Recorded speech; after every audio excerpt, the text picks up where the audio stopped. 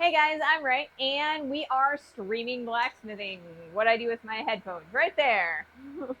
uh, so today we started a little bit on the late side. I'm sorry about that. I forgot to charge my lav mic and the little receiver and the transmitter and stuff like that.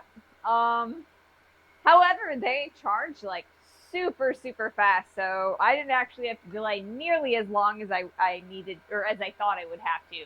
I thought it'd be about 30 minutes. It ended up taking about 15 to charge my stuffies. Welcome to the stream. Thank you so much for those bits, Sergeant Nowak. Thanks for that cheer. Welcome to the stream. Um, so it looks like we've got an ad going to be starting in about 2.5 minutes or something like that. I forgot to turn on my record function on my wide, so let me do that real fast, and then we'll get started. All right. So today we are going to be continuing working on our hot cut hardy. And you may notice it's a little bit smaller than it originally was. Hey, hi Mahalo. Welcome to the stream. So I did actually cut off the top here. I cut off about, where'd it go? This much right here off of the top of it, just because I thought it was a little bit too tall. So now what we're going to do is, because it's a little wonky on that cut, it didn't keep straight, we are going to spend 2 heats in the hardy, straightening that up, and then from there we are going to go over to the press and start creating the wedge shape that I have pictured here on this particular board.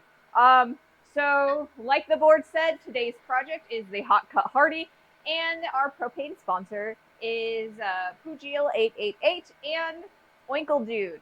So thank you guys so much for your support. All right, so first things first, I am going to start up the forge.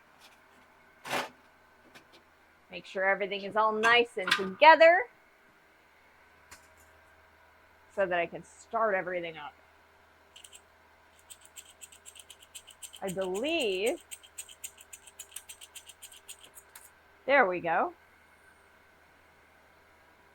I see a subscription. Give me just 1 second and I will thank you. I can't see who is the subscriber, just that someone subscribed. Thank you so much for that subscription. And like I said, once I'm done lighting this forge, I will thank you individually.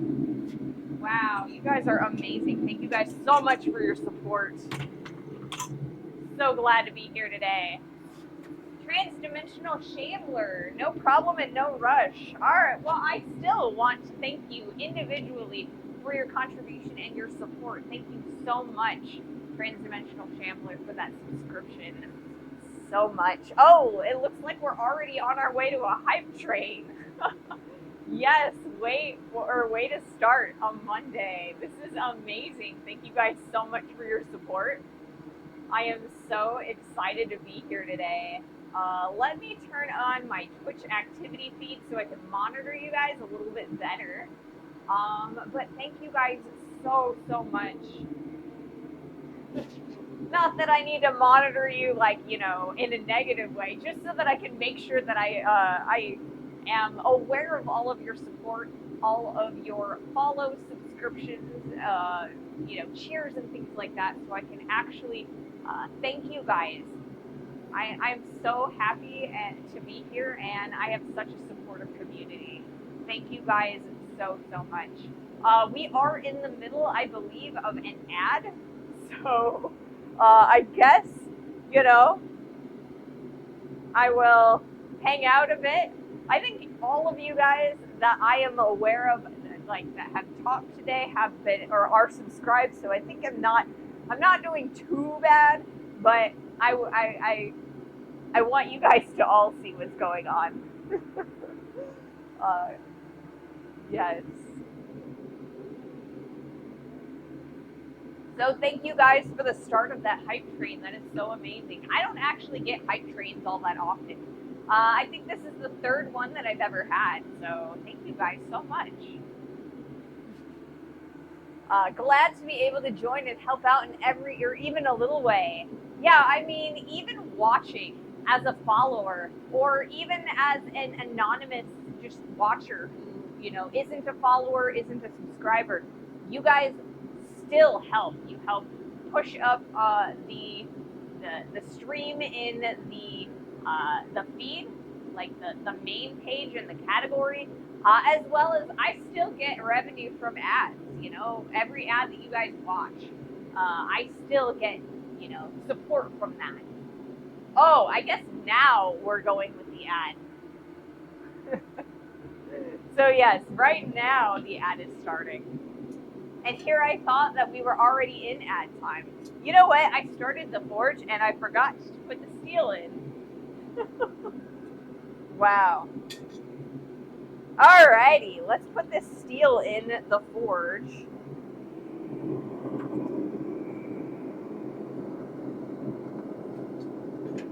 Let me move that out just a little bit so I can get the tongs in there a bit. So I have 2 sets of tongs today. I have the universal tongs. That'll be what we'll use for the first 2 heats, just to pull the steel out. And then from there, we're going to start hanging on to the hardy section, and we're going to be using these tongs. They should hold on to it a little bit easier. These are really my 5/8 inch square stock tongs, but the hardy isn't that much bigger than that, so they should still hang on to it pretty well, like our stock today.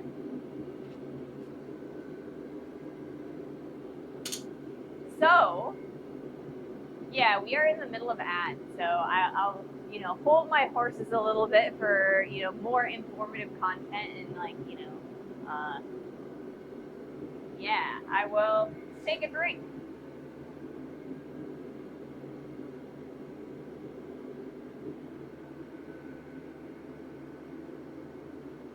Alrighty. So today has been an interesting one already so far.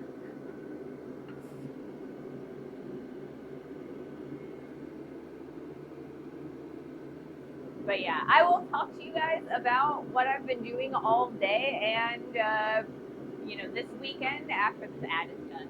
Then we can, share about our weekends. I want to hear about you guys' weekends too. No drinking in the smithy. Well, I mean, you can totally tell that it's clear, but it's not like it's ever clear or like, vodka or anything like that. It's just plain water. I'm not that entertaining in the whole let's drink alcohol a lot. I don't actually drink a lot of alcohol overall. Occasionally I will drink some alcohol when I'm at a celebration or something like that. But alcohol is really, really expensive, and it's not a priority, I tend not to spend money on alcohol that I can spend on other things. So, we'll drink water, less on the, vodka and Everclear and moonshine. Just messing with you, yeah. There is actually a tradition at the Memphis Metals Museum. Twice a year, they have a fundraising dinner, and so I mean, you have to pay to attend. It's like usually it's $125 a plate or something like that. The funding goes toward supporting the museum and things like that. But at the end, or I guess during the meal, they actually pass around a mason jar full of moonshine, and that is actually there so that. Are we on ad time again? How did we end up with ad time again? It's cider season anyway. It is cider season. But yeah, so it is tradition to pass around a mason jar around the entire dinner, and everyone takes a sip, and it's like to emphasize the fact that we're all a family at the Metals Museum. All of the supporters, all of the artists, and so it's a really cool tradition, and I really enjoy myself when I get up to or down to Memphis. So I don't know when the ad is happening and when the ad is not happening, because I feel like it's done maybe 2 ads or something. That's really odd. I thought we just had one. Hopefully it's not being screwy. I didn't mess with the ad timer, so I still should be doing about 1:30 every 30 minutes. So 3 minutes every hour. That's like what it's supposed to be doing. I don't know if it's being screwy or what. I hope it's not. Am I getting a whole bunch of notifications on my phone? I don't know. I feel like I hear it, but maybe I don't. Ads. I never added anything to nothing. Yeah, I feel like there's too many ads sometimes. But I mean, they do kind of help support the stream, and I do get a little bit of kickback from all of the ads that you guys watch. So I try to keep them at minimum as possible, but they do also give me about 1.5 minutes of break every half an hour to kind of like take a breath. And so I'm sorry. I do also take that time to like check my cameras and things like that. But yeah, so yeah, today has been a strange day. I posted Friday's VOD today, and then after that I came out to the shop so that I could cut the little section, this guy, off of the Hardy tool so that we don't have quite as much of a large heavy block at the end of it. I wanted it to fit a little bit easier and a little bit better. So I just took this little section off, and it turns out, or I started sawing it with my bandsaw, and I have a Portaband. It's like a Milwaukee thing from like I think the thing is older than I am, but it turns out that my band was like super dull, so I actually had to change it. And I'm not amazingly good at changing the bandsaw, so in order to get it off, or it's got this like little tight lever, and I always loosen it, but it's always still really tight. So I ended up having to use the angle grinder with the cutter disc to get the stupid band off. And then I went to try and put on the new band, and you know what? I've had that bandsaw for I don't know how long, probably a decade. And I learned today that if I put the bandsaw upright, I can press down on it and actually get the bands on and off relatively easily. So, yay for learning things, but not so cool having learned them far too late for them to be like amazingly useful. So I feel really dumb for the fact that it took me this long to figure that out. Still crap, yeah. Oh, yes, clap. So yeah, I feel a little dumb, but I'm also very grateful that it took a lot less effort to change the band this time. Yeah, so it just takes like I don't know, I think it's about yay big band, and it just like goes around. It takes a lot less material off than if I were to use the chop saw. And anything that's like really big, I tend to use the bandsaw because I don't want to eat the chop saw through. Like the blade, as it goes through a piece of steel, it starts shredding, and the thicker it is, the more it shreds off of that end. So I want to make sure that I preserve my blades for the chop saw as much as possible. So that's what we use. Hey, at least moving forward, it'll be a lot easier. Definitely, it will be so much easier in the future. I'm very happy about that. you know, if there's one good thing, it should be easier. If I remember, that is, you know, I only use it about once a month, and within that amount of time, I totally could see myself forgetting. I need a chair to move my light real fast. Um, so I have a really, really bright light that kind of lights the scene because it's kind of dark in here without it.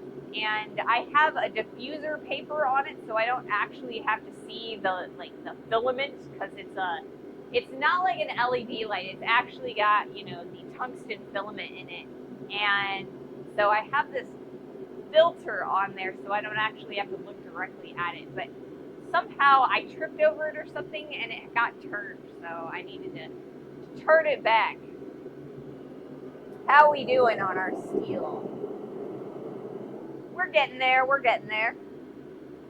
I was a little bit afraid that by starting the forge on time as opposed to early, it would take us a lot longer to start forging today. And so I think that's actually going to happen, but maybe not as long as it has been. Like I said, I did cut off a really big chunk, so we should be good to go pretty soon. So what else did I do this weekend? So we were working on the van again this weekend, and what we did was we put in what is called a shore plug. And so basically what that is you attach an extension cord into the side of your vehicle so that when you go to a campsite, you can kind of plug in an extension cord and start using the power at your campsite. So we installed that. That was actually a lot of effort, to be quite honest. So you kind of have to drill or bore a hole into the side of your vehicle, and that's kind of a scary thing to do. We were terrified that if we drilled it in the wrong spot, that it would ruin the chassis. It's just a little bit nerve-wracking. So we actually got it on. It did take some doing because it's got some self-tapping screws that hold it on to the side of the vehicle, and they were not working very well. I think it's partially due to the fact that my drill is starting to wear a bit, so it's got like really painfully slow and like stupid fast with its turning. So there is no like speed variation, so it's like you're not going or you're like speeding down the road if it were like a gas pedal. So that was challenging, but we were able to get it done. And I will talk to you guys more about that when I do the video for the van tour. You can kind of take a look at that. I'll show you how it worked and everything.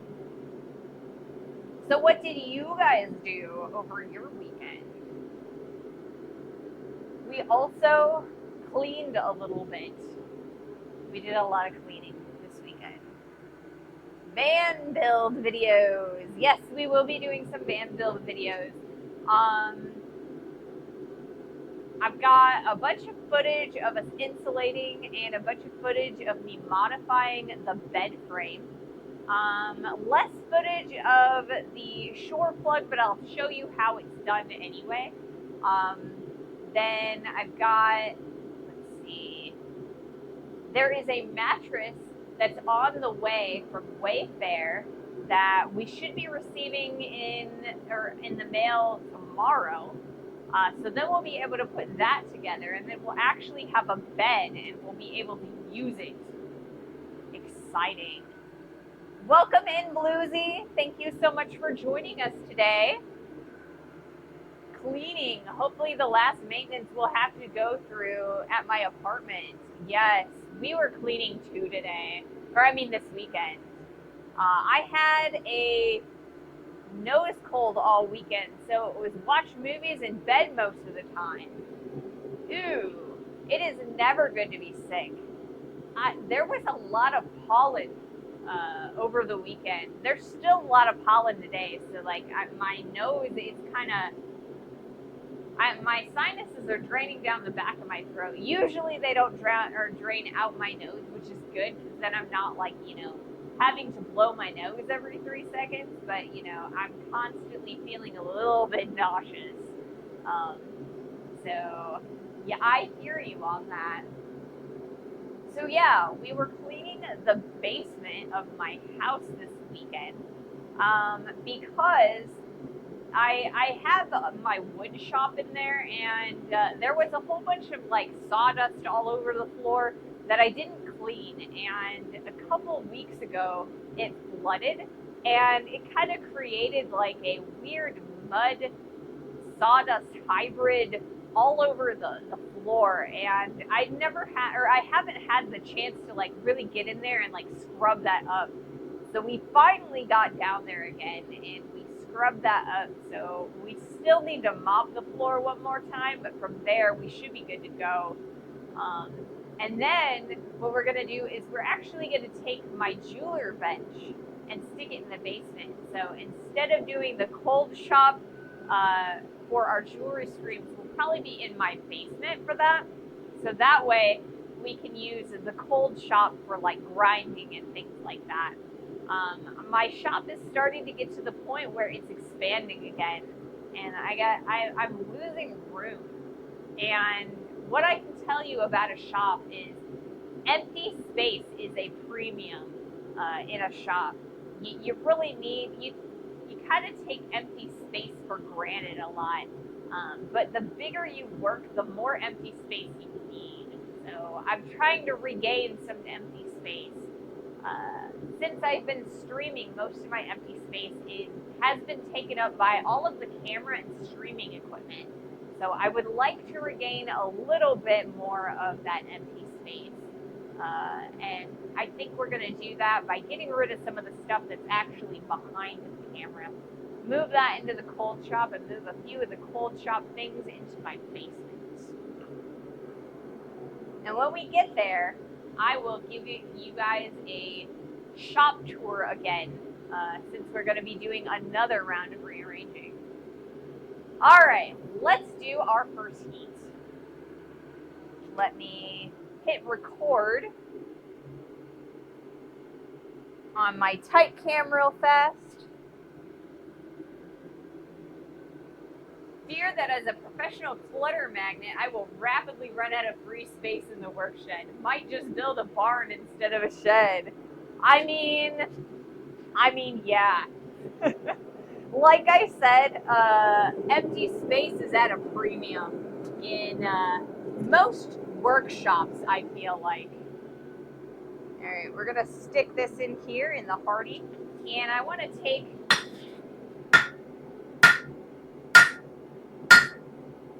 this back down a bit.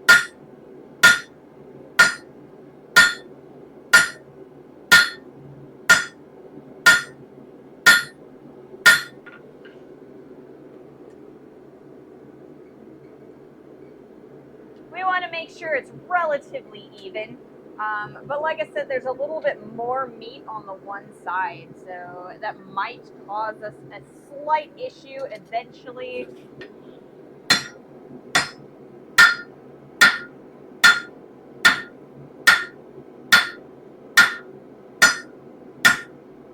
But it shouldn't be too bad.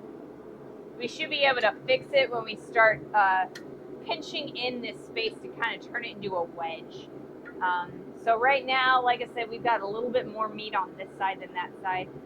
We'll do another heat here at the Hardy and see if we can't fix that just a little bit.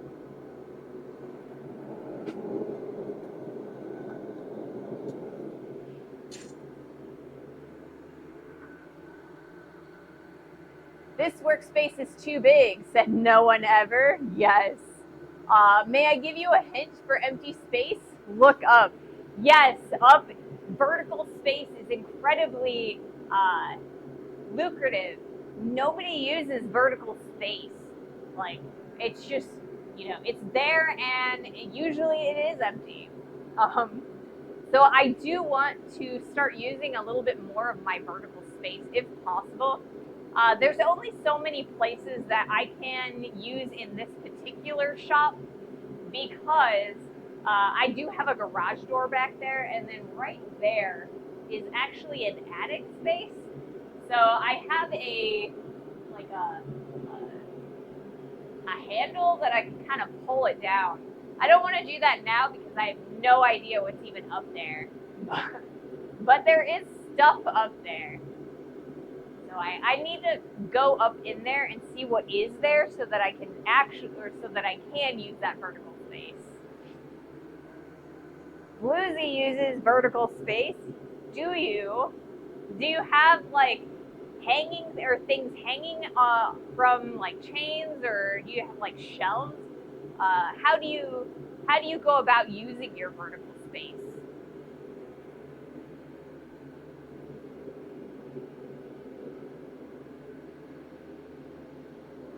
I wish I had a little bit more utility for my vertical space. I do have a lot of really tall shelves along that wall and that wall. Over here, the previous owner of this house, shop, garage, whatever you want to call it, has a whole bunch of like scrap wood over there, and we've been slowly trying to get rid of it because I'm not a woodworker, but I don't want to get rid of all of it because there are some pieces that I feel like are probably pretty useful. So it's kind of use it or get rid of it, or it's one of those things like, you know, when you're a craftsman and you have extra material, you're like, I want to save this forever because you never know when it's going to be useful the next time, and then I just won't have to buy new. And then I always find myself buying new anyway, and then the scrap just sits and takes up room and space.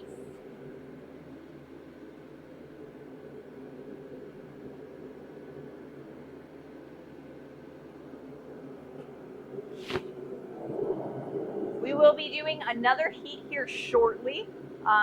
We've just gotten a little bit of heat going in there. And like I said, after this next heat, we're going to go back over to the press, and we're going to start turning that like top area into the wedge that we've got here. That is how we're going to turn it into a hot cut.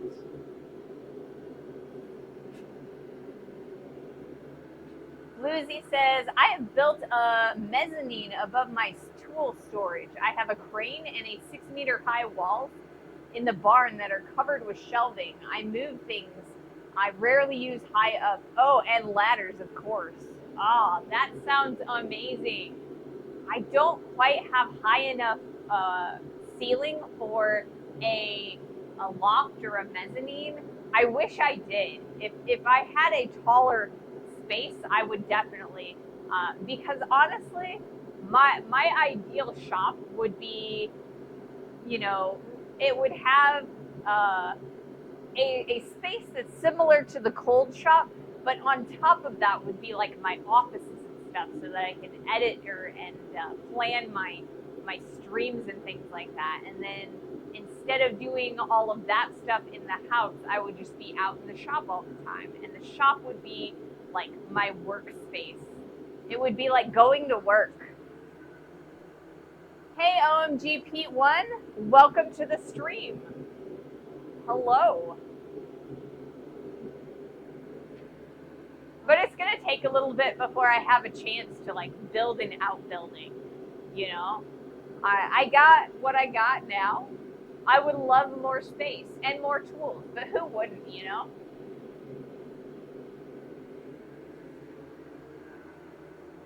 My shop used to be a barn. See, my shop used to be a 1-car garage, but it's really small. Like, it's not my house was built in like the 1940s or 50s, and so the cars back then were so much smaller than they are here in the U.S. right now. So I can't even fit my vehicles in this garage, even if I wanted to. So it's a good storage space and or shop. So I've turned it into a shop. Most of my neighbors have turned their garages into like storage places. Now, so many of my neighbors have carports just like we do. Alrighty, another heat.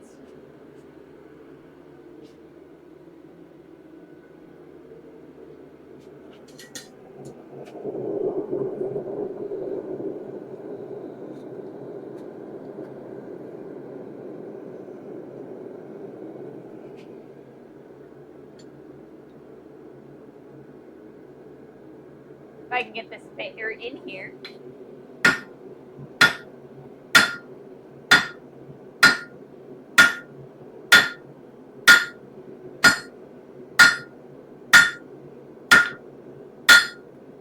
Alright.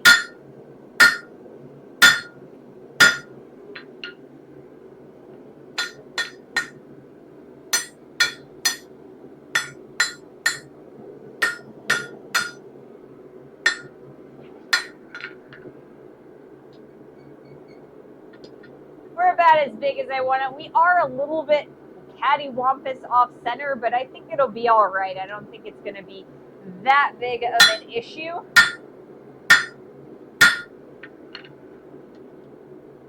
So we're going to put this back in the forge, heat it up again, and then we're going to start shaping this top wedge.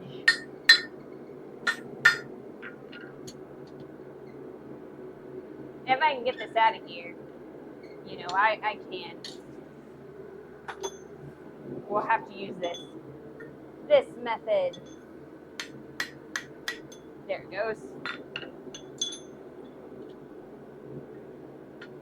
All right, back in the forge.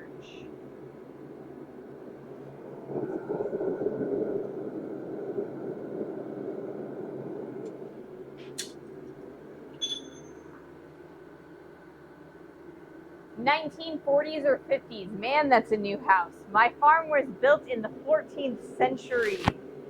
I think we actually discussed this at one point. How most of the oldest houses here in the United States are from the 1800s, especially closer into, or like I guess more west of the East Coast. So there is a lot of really, really old, well, I guess not even really, really old. There are a bunch of buildings on the East Coast that were built in the 1700s. But I mean, again, America, North and South America, were relatively free of large infrastructure before European settlers came. So, we had like camps and, log cabins a little bit, but most of the Native Americans were, nomadic, so they didn't have a lot of permanent structures. So most of our permanent structures are relatively new in the grand scheme of things. All right, let's plug in my air compressor. I had to unplug it because I had to use my bandsaw. Okay.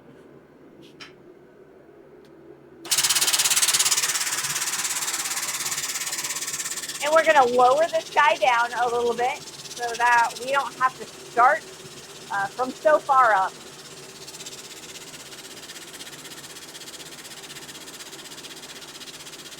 I'm thinking relatively quickly we'll be able to move up the bottom die up to its normal height, and that will make it a lot easier and a lot faster to deal with.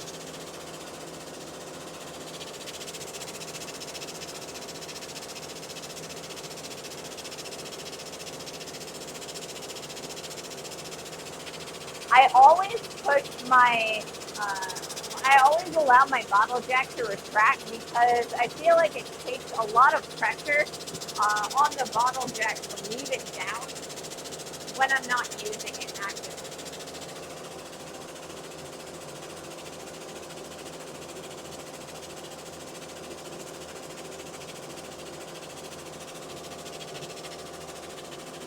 Alrighty, that should be good right there.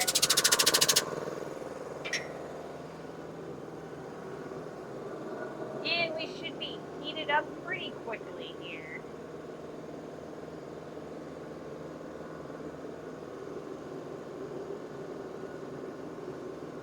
So I was a little bit late starting up. I think I talked about this a little bit before. I posted in the Discord that I was going to be about 30 minutes late to start the stream. I think I was about 15 minutes late instead. Because I forgot to charge my lab bike. And yeah, that wasn't cool. You guys wouldn't have been able to hear me. Oh, I need to change, because we're on the press next, I do need to change the angle of my camera. Let's do that real fast. And it also looks like there will be an ad starting in about 2.5 minutes.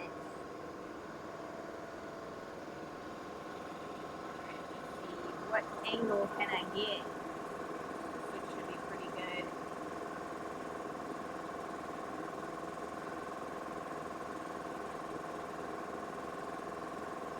Focus it up.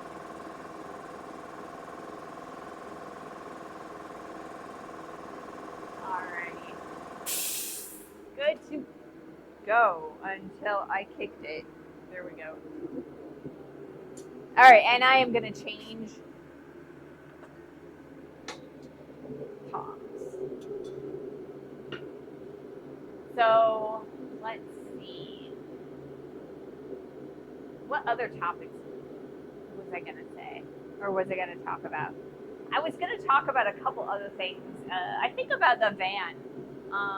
So, like I said, we purchased a mattress to go on top of the bed frame. And that's really exciting for me, because that means we're actually going to be able to take it out and camp in it. And I really want to make sure that we can handle 2 days when we're in Ohio in the van. So I actually want to take a 1-day camping trip one of these 2 weekends before we go out to Ohio, just to make sure that it's not like weird and uncomfortable to sleep in the van. So we need to get a couple other things besides just the mattress. We do need to get some like curtains, some blackout curtains to go over some of the windows. We actually have a pretty decent amount of windows in this vehicle, and I don't really want people to be able to look inside and see us sleeping. That just seems kind of weird. So we're looking at getting some blackout curtains and maybe do some more custom window coverings so we can kind of block out people from looking in. What else are we thinking about? We should be taking a look at getting a power supply relatively soon. Or I guess a battery so we have a air conditioner that we're trying to use so that like it doesn't get too hot in the van.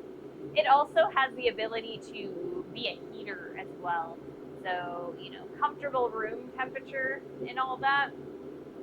Anyway, so we need to be able to power it when the vehicle is not on or we don't have shore power. So we need to look at picking up a battery to plug that in from.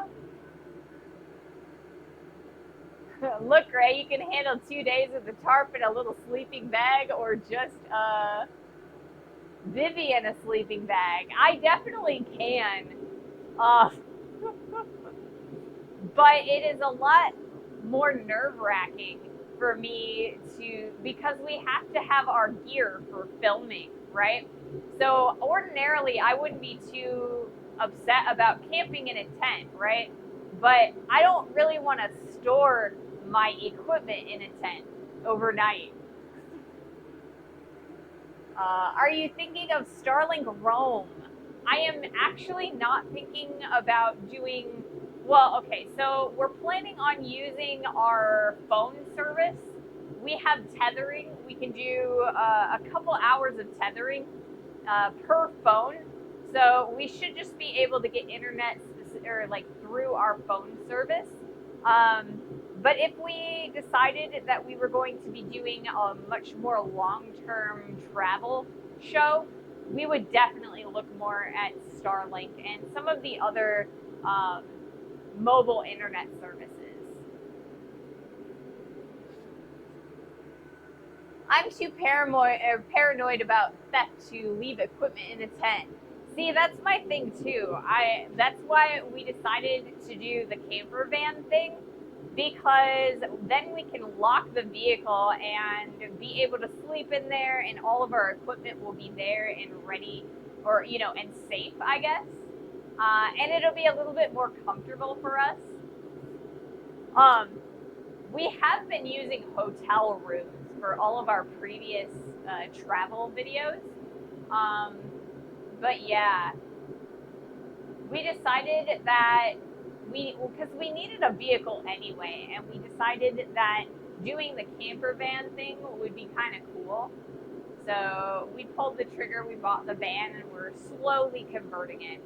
It's going to take us a little bit of time to get uh, the van like exactly how we want it, but we are, slowly working on it, and everything we put in there right now, save the shore power, is temporary enough that we can move it around in case we don't like the layout.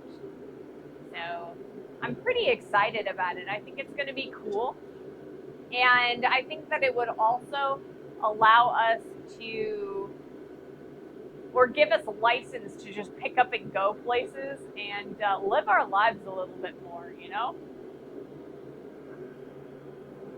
I feel like I'm stuck in the house all the time. All right, we are going to do our first heat over on the press now. So yeah, tents are fine and dandy, but we've got a lot of equipment we'd like to keep. And there's a lot of people around these locations.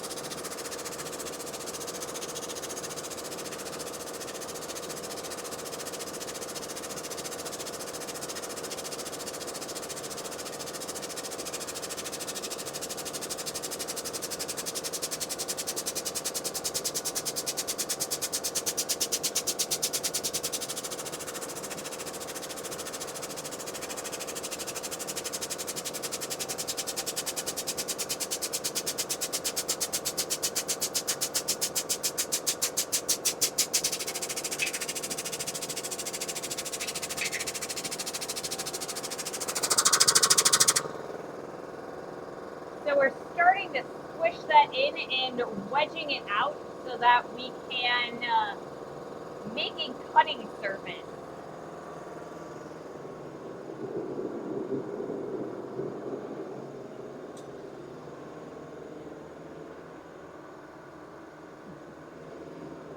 So I think the reason really why I want to do a camping trip before we go to Ohio is kind of to make sure that there's enough ventilation inside of the van. Um, if we find that it's like really, really hot and there's just not enough airflow moving and stuff like that, we could actually wake up and at like 2 in the morning and just come home, right? Whereas if we're in Ohio, it's going to be like a 6-7 hour drive, so it's a lot more effort to kind of figure that out. So I do want a little bit of a safeguard so we know what we're getting into. A test run is a good idea. Yeah, and I mean, I'm positive that we can make it work because other people have. But I just want to make sure that we haven't screwed it up, you know? I know, like when I'm building a new forge, like I built this guy, right? But when I'm building a new forge, I always do a test heat with another person there in case I have screwed something up, because I know in my head and theoretically I know how to build forges and things like that, but there's always room for mistakes. And I want to make sure that I have the best chance of things working out for me. So I think I'd like to do a test run. And I think that would be a good thing to do. Good way to sort out all the stuff you didn't think of. Exactly, you know? I cannot tell you how many times you go on a trip and you find out that you left your shampoo or your toothbrush at home, and you kind of have to go and find one, you know?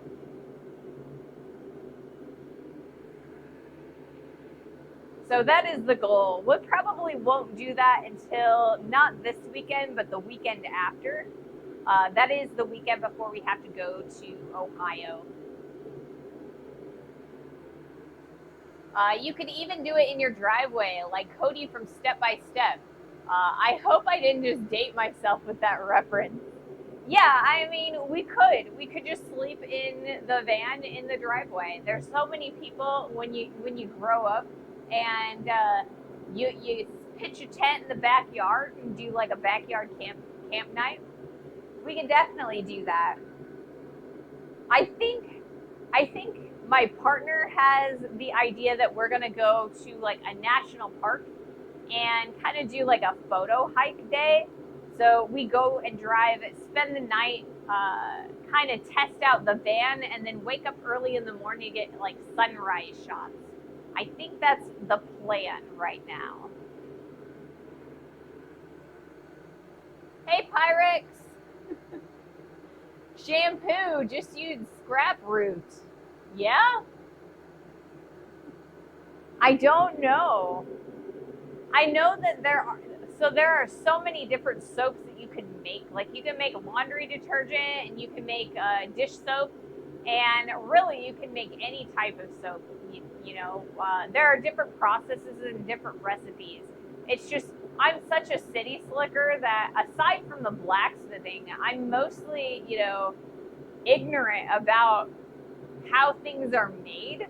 So, you asked me to find toothpaste and like shampoo and stuff, and I'm going to go down to like, the local grocery store or the box store and buy it.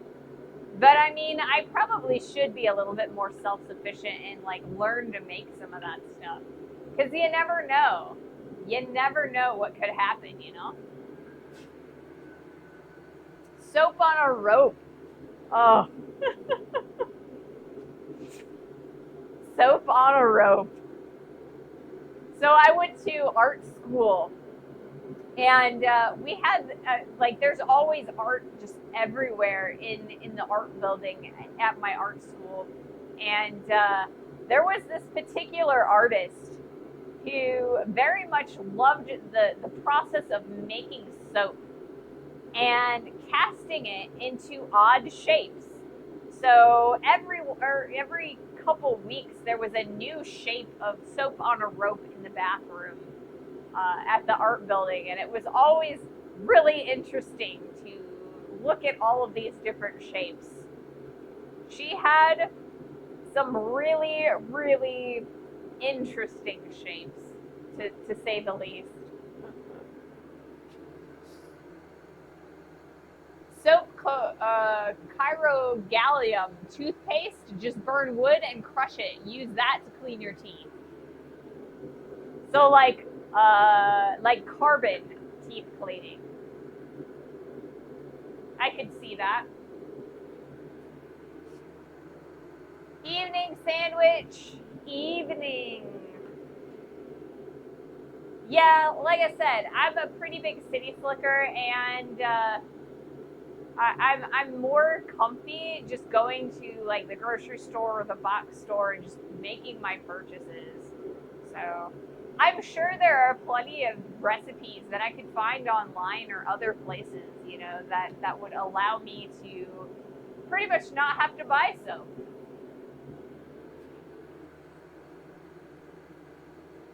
I mean, you're going camping. Why not play Fallout? Exactly. It could be fun, you know? Grab all of the base components and putting things together. I think there's another streamer who actually makes soap, like bar soap, and sells it. I think it is called, what is that one called? It's Scum? No. That's the code word for the discount. But yeah, they have soap. Nature is really great. From a distance behind a sufficiently thick glass pane, yes.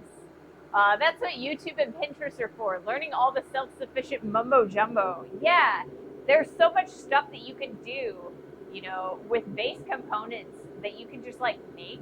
You know, there's recipes for everything. You can make a Big Mac, like with the sauce and everything, with a recipe online. All right, we are going to do another heat. I got to make sure that I am not getting too distracted because I really want to start making nails here shortly.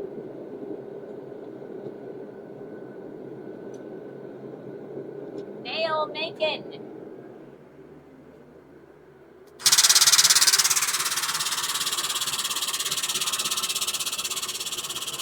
Just a little.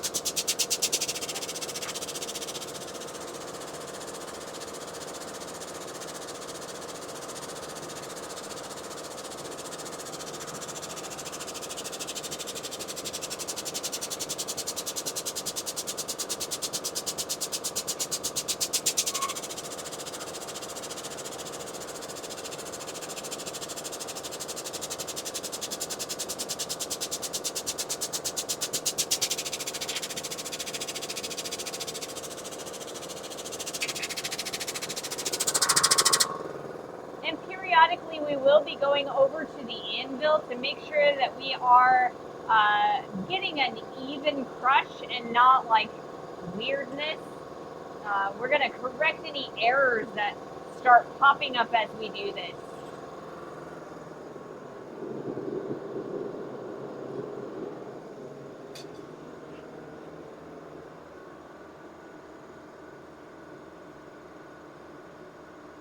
Marie makes goat soap. Interesting. Was fearlessly watching a hornet yesterday from a window. They are huge, man. Hornets can be huge. I still cannot get rid of the hornets that are over there. They keep coming back every time I spray for them. I do know, however, that they're trying to branch out. The other day, I opened the door to my truck, and they had started making a nest in the door jamb. So I had to stop that immediately. That's kind of dangerous for both them and me.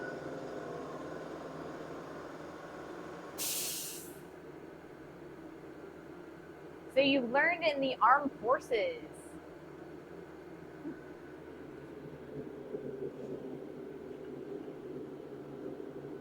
So I suppose suppose you would definitely have to be relatively self-sufficient in the military. Normally, here in the United States, at least, most of the guys that I know that were in the U.S. military, they provide most of your stuff for you. But I can imagine how, like, previously, or, older militaries, or, like, in history, historically, and even in modern times, militaries would want you to be able to be self-sufficient.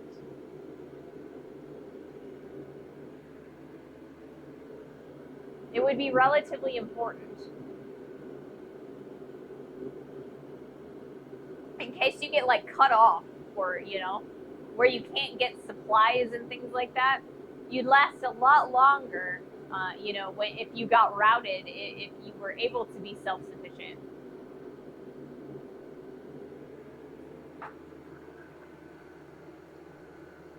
Too close to the house is not good, obviously. Apart from that, maybe just let them live, and they will die at the end of the summer anyway. Yeah, like I said, I do try to leave them be in places that I'm not, like, always bothering, right? Because, like, I don't mind them being there as long as we're not going to bother each other, because I agitate them, they agitate me. So I would rather they move to a different area of the yard than this shop, and especially not my truck. Depends what branch you are in. I got taught in the U.S. military to be able to deal. You were in the U.S. military too? And here I thought that you were in the Belgian military. I mean, there are a lot of foreigners in the U.S. Army, whether they're, residents or naturalized citizens, or I believe there's even, just like green card holders, that work in the U.S. military and with the U.S. military.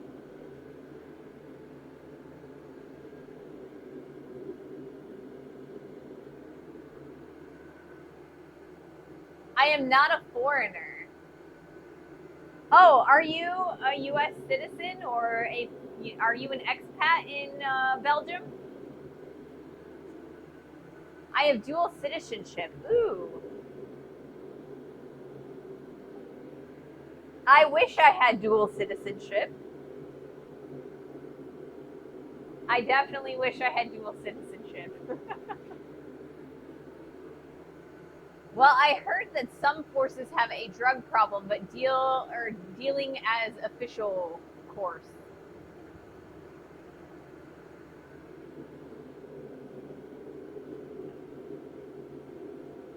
Yeah, I don't have any, like, first or second hand accounts of anything about that. So I prefer to not comment on that, at least.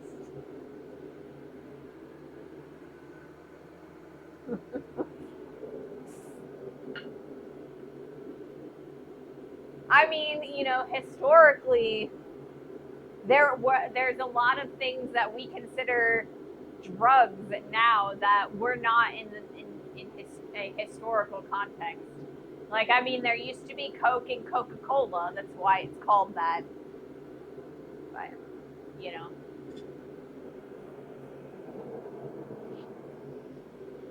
So pretty quick here, we will be doing another heat. I'm going to take it on the press. After that one, I think I'm going to take a little bit of time here on the anvil to kind of straighten out the work that we've done. See if we can't move a little bit of that extra girth over to the other side.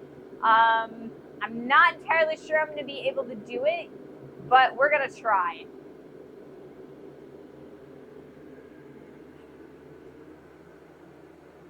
I was just taking Bluesy's word for it. Well, as a veteran, I'm going to believe you a lot more than, hearsay and the things that I hear on the news.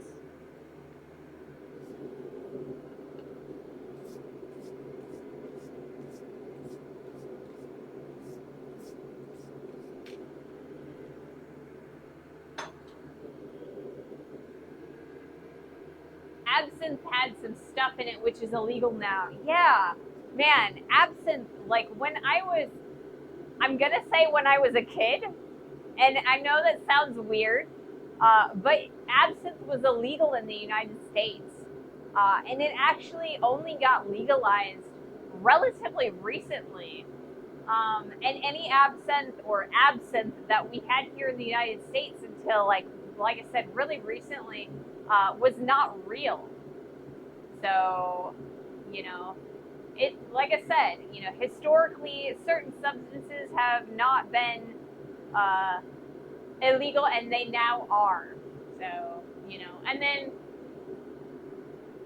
there are some substances that were illegal and now are not illegal. Like here in Illinois, uh, cannabis is now legal. As long as you are purchasing it from dispensaries. They don't want you, going to your local drug dealer. And I definitely am not condoning drug usage. Definitely don't use drugs, especially not in the shop, because you want to make sure that you are not impaired when you are working with heavy machinery. When you are in the field, especially in certain positions,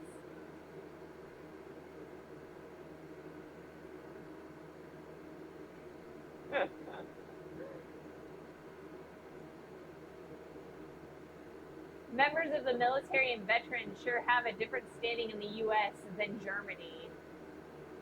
It's evil stuff. Yes, drugs are or can be very evil. Cannabis was partially legalized here too under the last government. Yeah, we've actually made quite a bit of revenue from legalizing cannabis, and all in all, when you compare cannabis to like beer and alcohol and caffeine and cigarettes, I would say it's about the same. Like I said, you definitely don't want to be under or heavily under the influence of anything that is like, ability altering here in the shop specifically. Also driving, and we're operating heavy machinery. You definitely don't want to go there because that's super, super dangerous.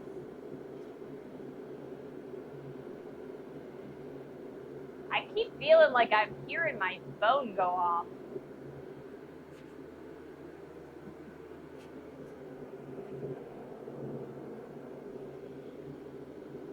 But if I'm completely honest, I feel like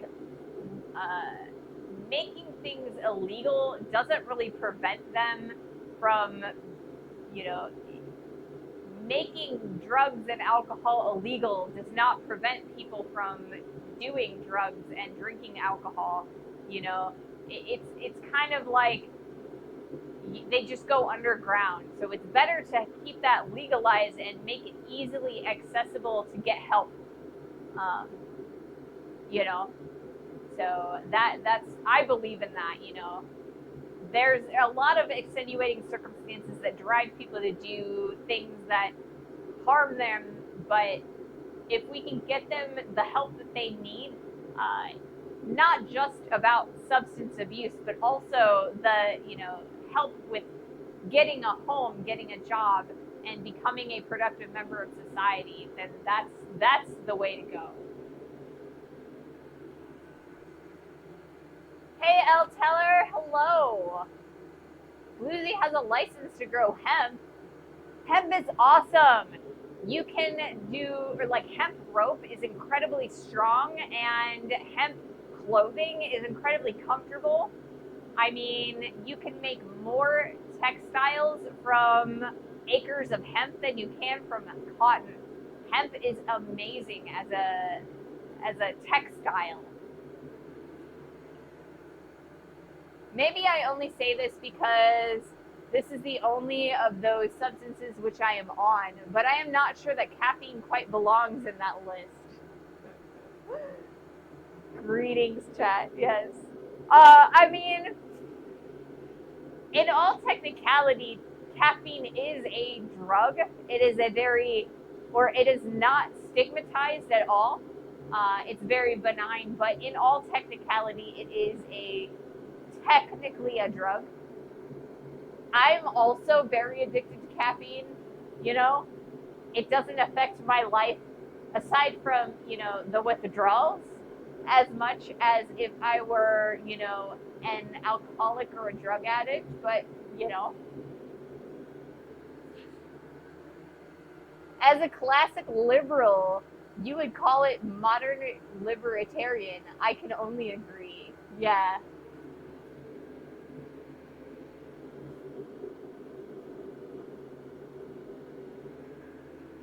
But getting people the help they need, giving them jobs and homes and helping them out, that's gonna help people. Not condemning them for trying to cope.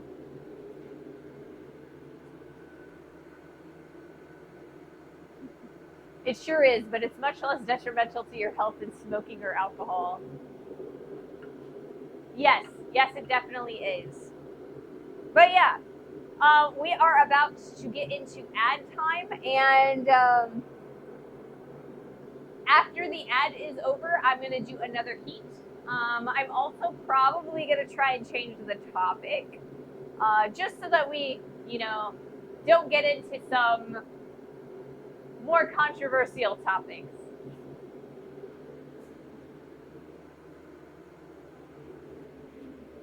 But caffeine, yes. I am horribly addicted to caffeine.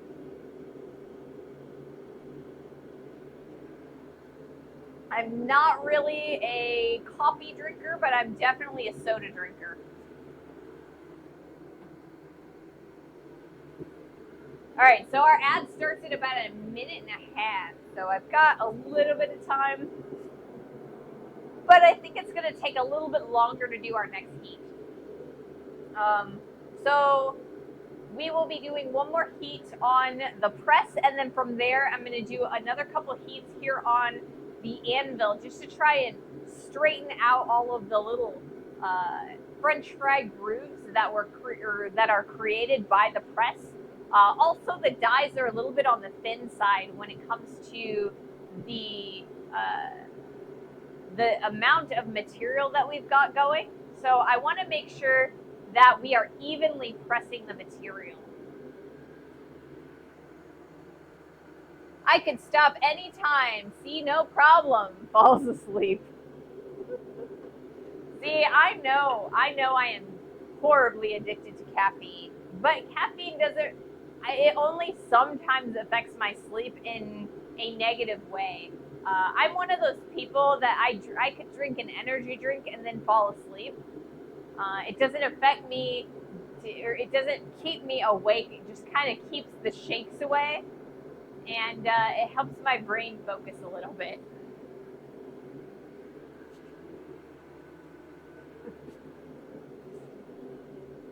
So yeah.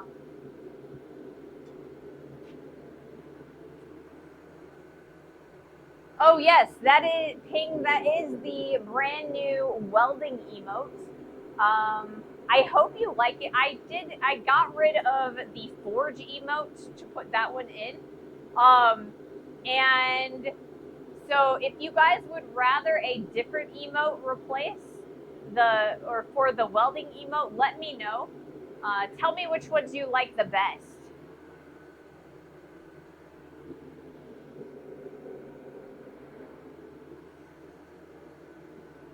Oh, also, I don't know if you guys are able to change your like little icons, but I added a new 9-month subscriber badge. It is the mailbox, and I thought it was pretty adorable. But I think you two, Mahalo and Ping, are the only ones who have gotten or even remotely reached that long. So I think you two are the only ones who could possibly have it. But it's there, it's the mailbox. I have also considered moving it to the year and a half and doing 2 more sets of tongs, but I can only really come up with 1 more set of tongs as an emote that I think that will read at that small. So I don't know. You guys will have to let me know what you guys think.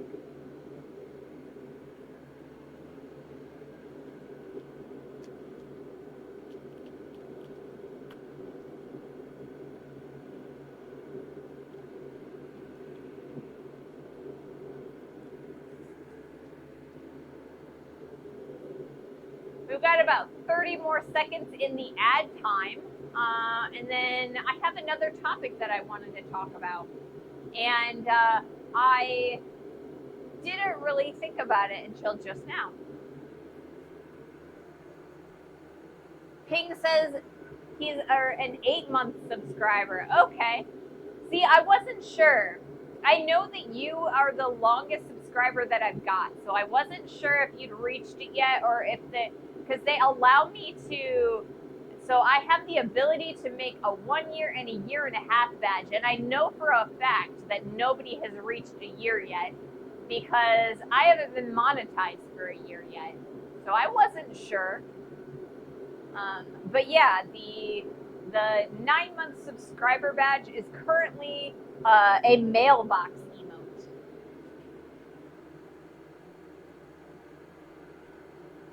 Yeah, you were a day month sub. But like I said, I wasn't sure for sure. I thought that I was getting close to the 9 months.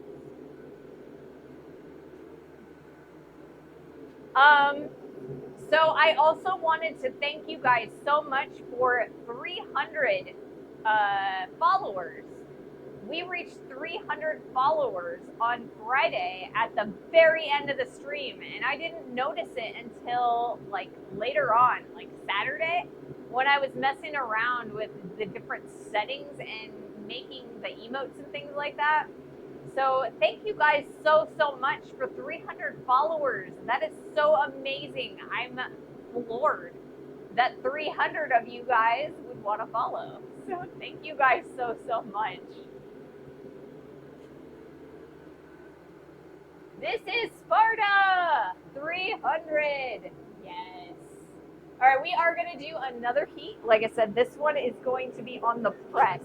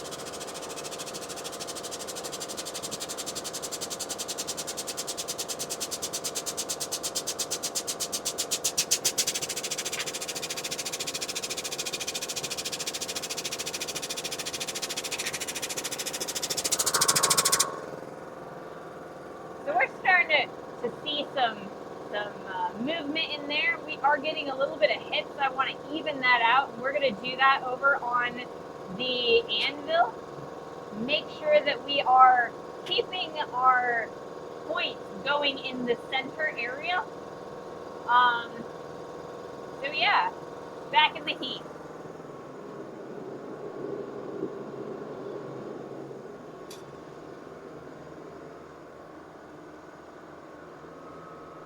We are also super duper close to 500 subscribers over on YouTube. That is also incredible. I'm so excited about that. 500 is the minimum number of subscribers needed for the first tier of monetization. So we're still looking at needing about 2,000 hours viewed in order for monetizing over there. But I mean, we are so close to the subscriber count. That's so excited. More people are viewing our content. I'm so excited. It makes me very happy. I love that you guys are supporting me in that way. And here on Twitch. So thank you guys so much. All right, so I am going to move the camera. And apparently, I lost that last heat because... But that's all right. We've got a few good ones.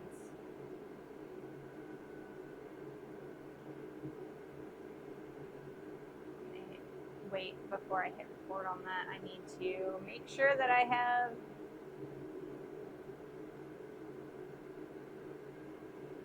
focused it.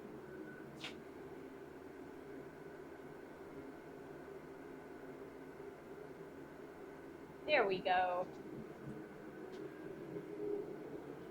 Flip the wide clip and we should be good to go.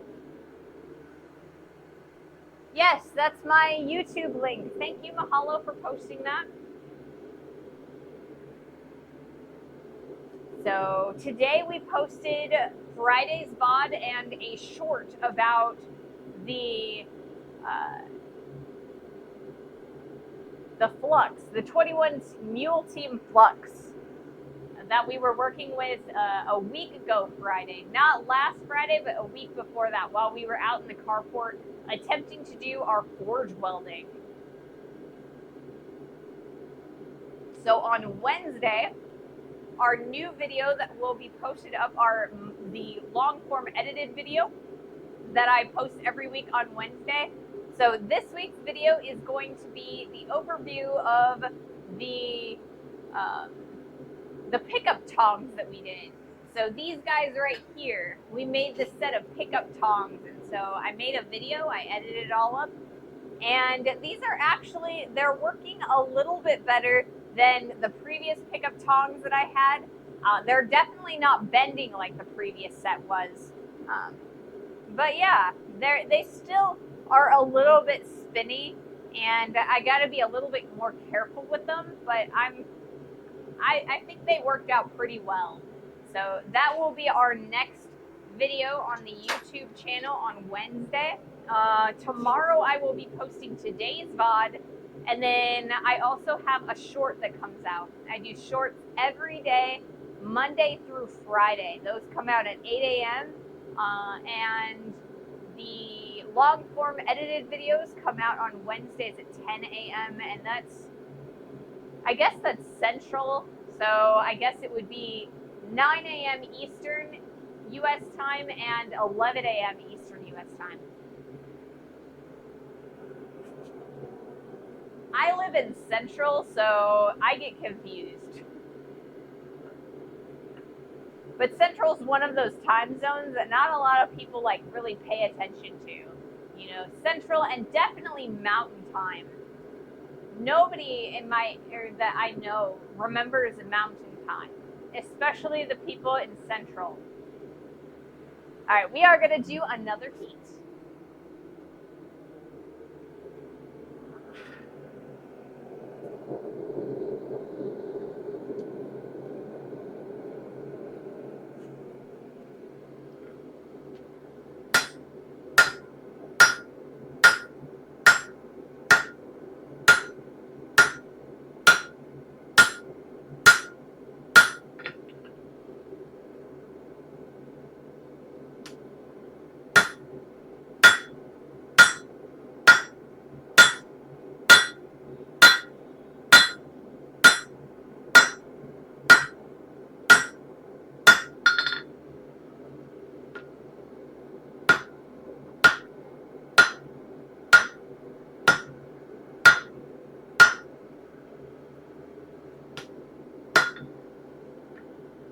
All right, we're gonna do another heat here on the anvil face.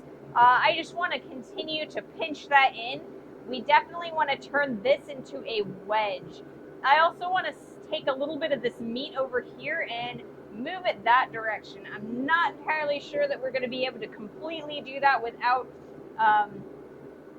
angling the cutting surface, but we're going to try.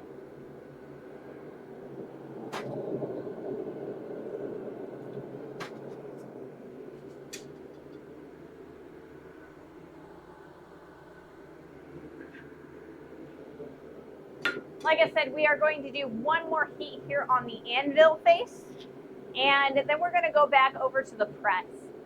So we're going to be doing a little bit on the press, a little bit on the anvil to kind of make sure that we get a nice wedge shape and we don't move the material in ways we don't want to.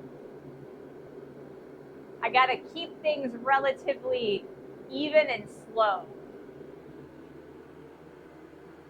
My mom spends half the year in mountain and half the year in Pacific, but doesn't move. How is that? Is there like a... Oh, I'll bet you I know. So there's a couple counties in mountain that don't move for daylight savings time. So I'll bet that's what it is, because Pacific, most of the Pacific time zone actually moves with daylight savings time. Arizona doesn't change time. Yes, that makes sense.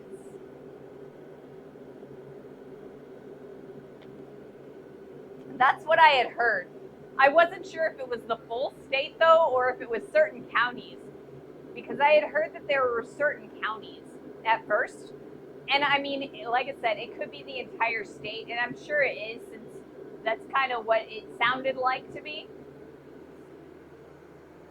Easy riddle for people, yes.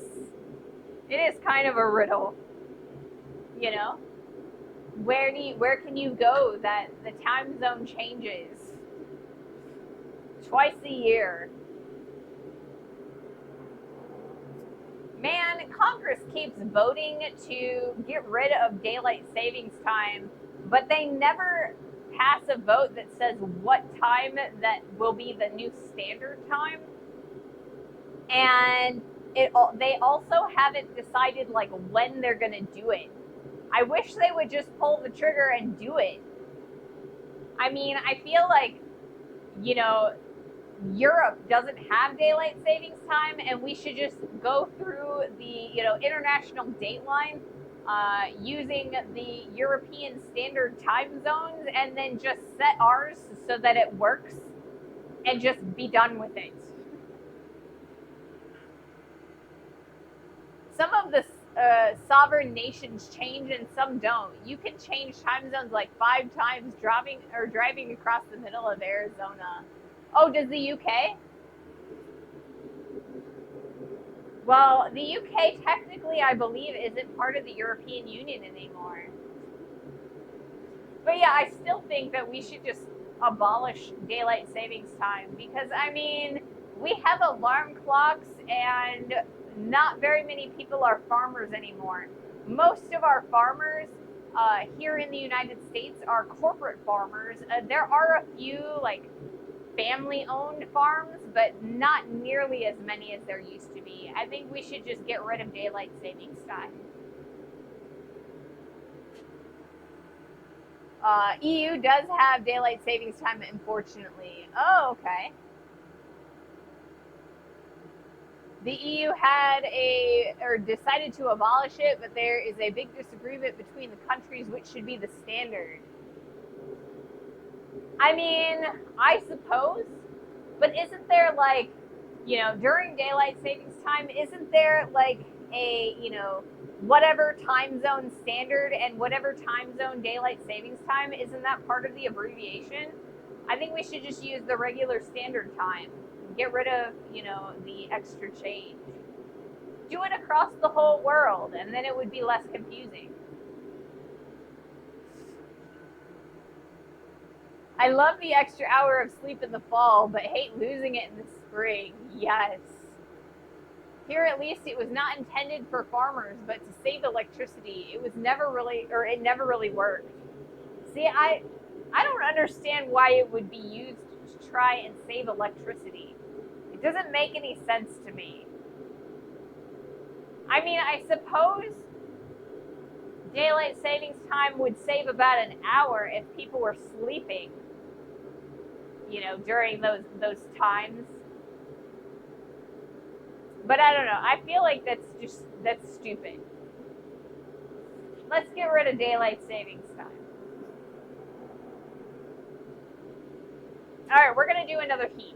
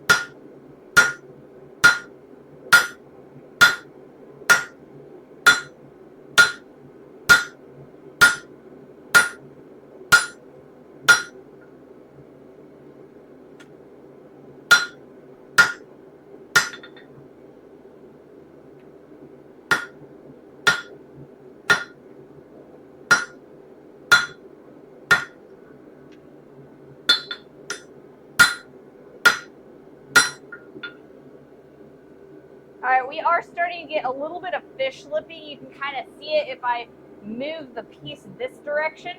That means what we're going to do for our next heat is we are going to flip this upside down, toss it in the hardy hole, and fix that. We're going to upset those guys back in and see if we can't heat or spend a little bit more time heating this guy so that we don't get as much fish lipping.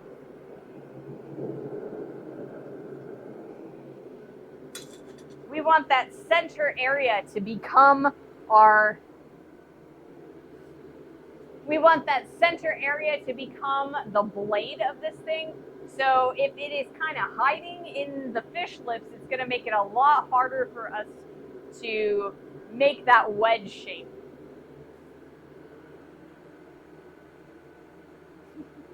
No matter how you change it, someone will be mad about it. I mean, yeah.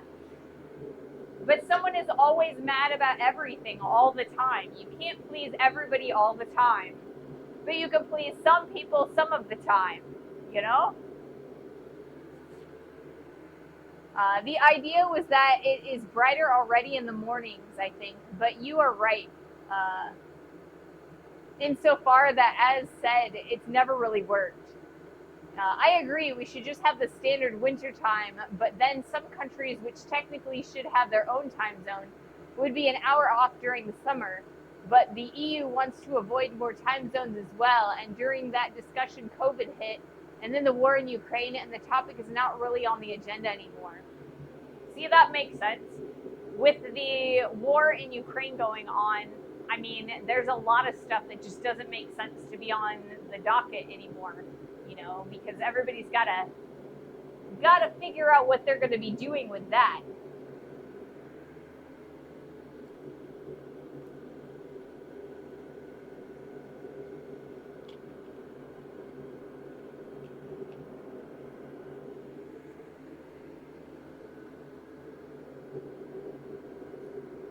So yeah, I think this is going pretty well. Like I said, I am having some issues with fish lipping on our, like, the end where the blade is going to be. I'm going to see if I can't upset those back inside. I want to get, but if I,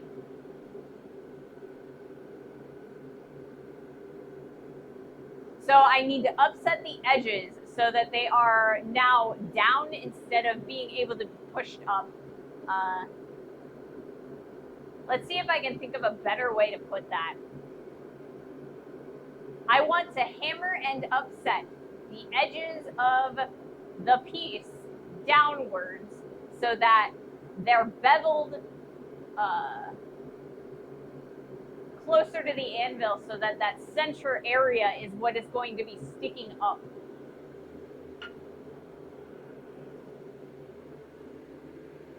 And then from there, we can go back to the press.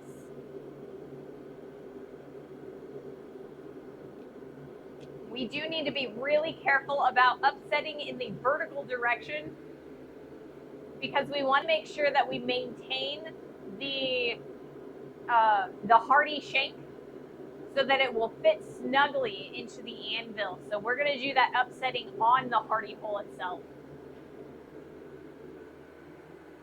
Once you start hitting the top to set the flange around the base, the fish lips would go away. Yes, they will. So that's what we're going to be doing. We're going to be hammering the edges to kind of give ourselves a little bit of a raised area in that center so that we can start turning it into a wedge. And because we are going to be using the hardy for our next heat, I am going to change angles on the camera so that it's a little bit more central.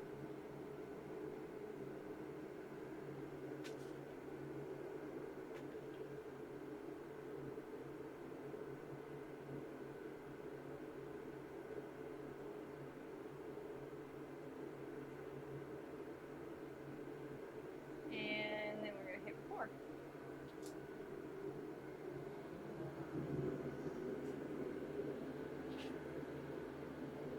So yeah, we're working, we're moving metal.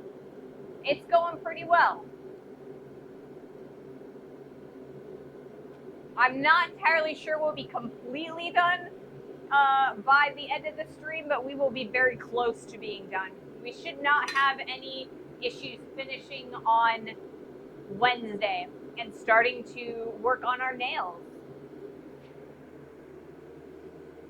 They are starting to tear down the houses on that side, so I keep seeing movement through the window over there. It always weirds me out when I see movement out, the windows where I can see from outside, because I'm always worried that somebody's going to call the cops on me, and I shouldn't be worried because I don't have like a homeowners association or anything like that, so people should just leave me alone, and if they don't, well, I guess I'll have to deal with it.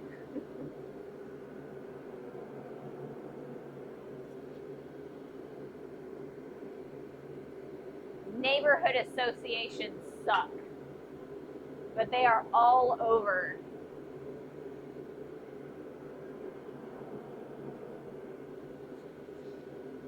All right, let's do another heat.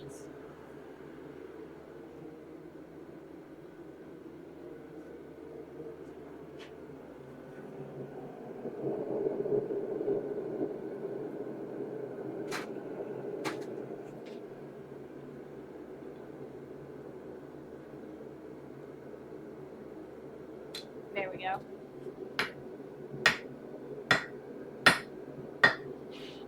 Ah, you keep missing. That's awesome.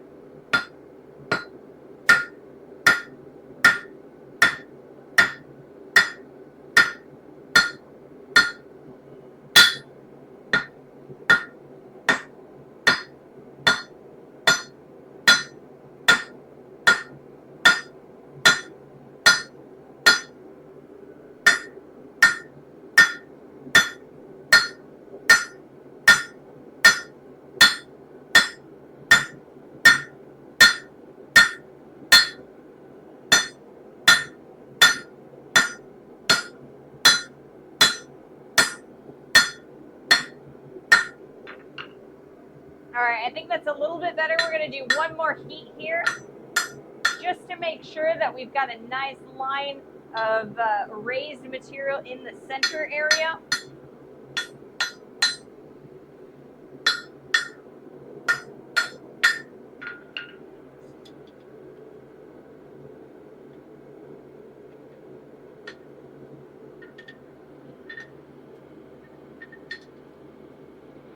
Back in the fire. Or I can drop it.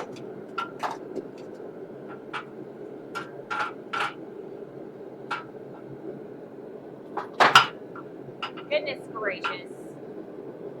There we go.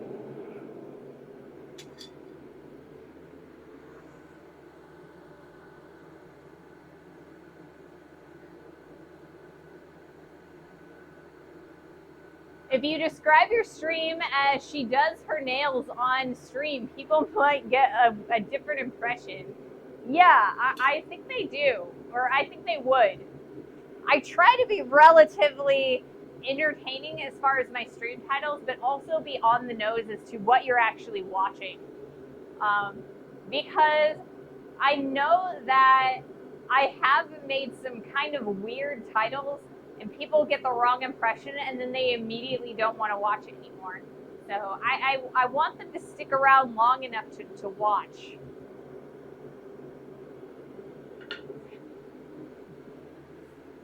All right, it looks like we have about 3 minutes, I guess.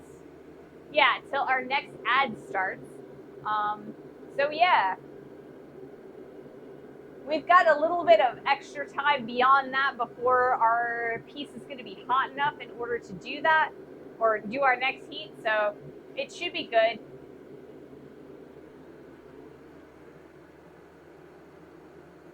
Hey, Jaden Fox. Hello.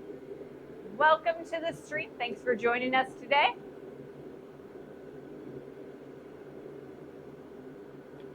We are currently working on a hot cut hardy.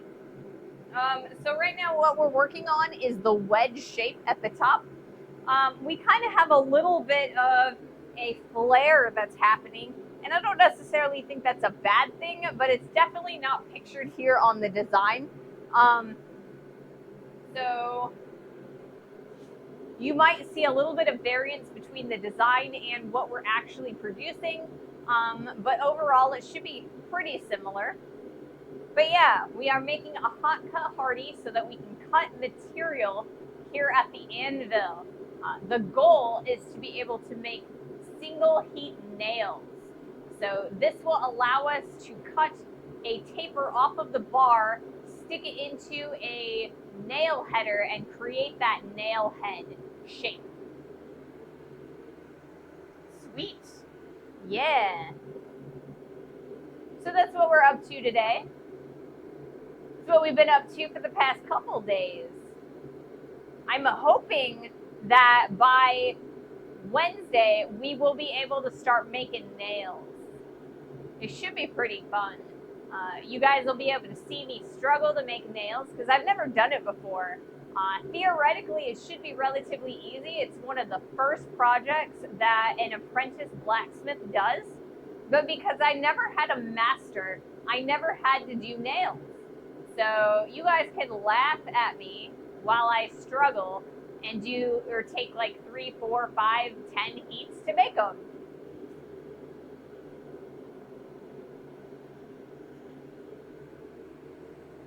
Oh, okay, the ad starts in about 30 seconds, but I don't think it's actually going to start in 30 seconds. I think it's probably going to start in about a minute. It's been lying to me recently.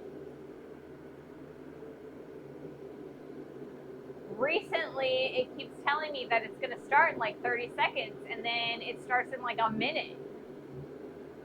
Hey, Vasen. Welcome to the stream. Welcome, welcome.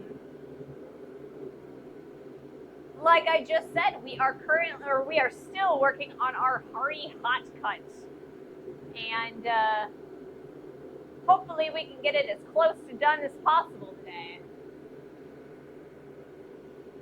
There's a van driving in the field that's over there. No laughing here. I can't make a good nail. See, I feel like nails are harder than they seem, you know, especially to make them in a single heat. You know, making a nice taper, like a really good thin taper, I mean, that can definitely be a challenge, especially if you start with a thicker piece of stock. I need to figure out if I've got a properly sized stick of steel to start working or making these nails with. If not, we're going to be making nails out of 1/2-inch stock, and you guys are going to laugh at me because it's going to take forever to make that taper to the proper shape. So I think, according to my timer, the ad is actively going right now. So, yeah.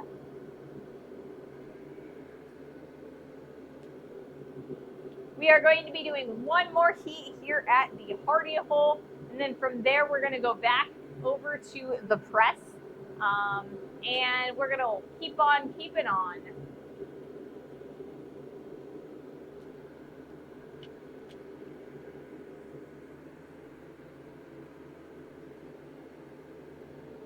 Kind of wondering what I want to do with this little chunk of steel right here.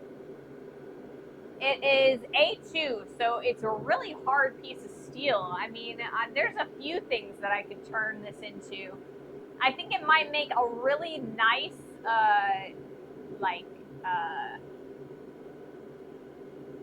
drift. I don't know why it took me so long to come up with that word, but I do. I think it would make a really good drift. We could, taper this out and turn it into a nice square drift or maybe a round drift. I don't know. It could be a fun project. All right, so it is looking like we are out of ad time now, which is exciting. And that means we can do another heat here shortly. And I think we will be doing one. Alrighty.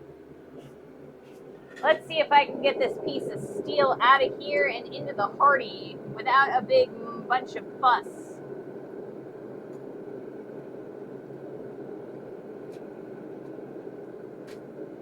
But that's near impossible, I feel like, most of the time. Yeah, look at that. We're dropping it. There we go. We still have plenty of heat, though.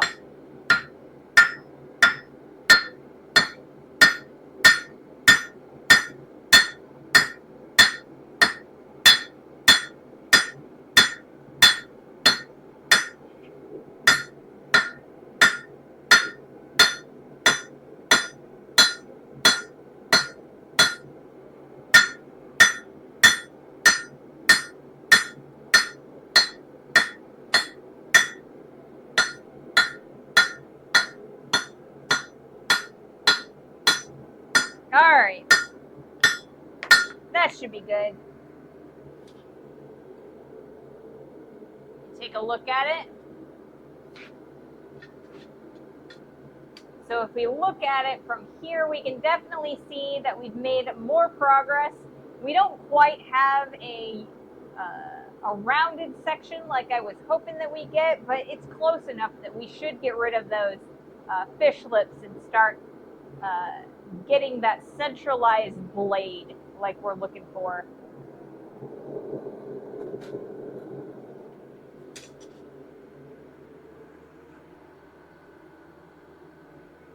One more heat. We've got a few more heats, I think. I think we're only at like an hour and a half, something like that. Maybe I'm a lot later than I thought I was. No, we're only at an hour 45. We're good. We got lots of time left. All right, I am going to move the camera, though. That way we can...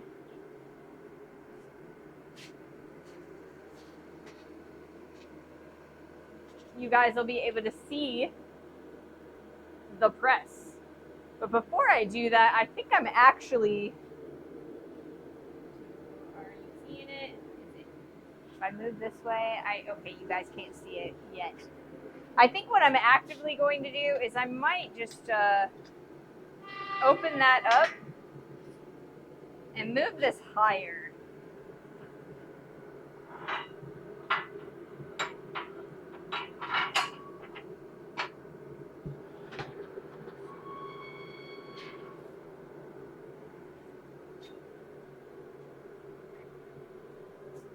We should be thin enough that we're not going to cause any problems. Yeah, it should be good. So now I am going to take a look at the camera and refocus it.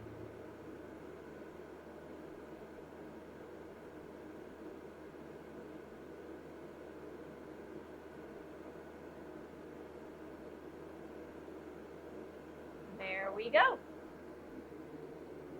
Maybe if I don't trip, that would be amazing and great. So yeah, we've got about 45 minutes left of the stream. I'm not sure that we'll get a full finished product, but we'll be pretty close, I think. I definitely think we'll be pretty close.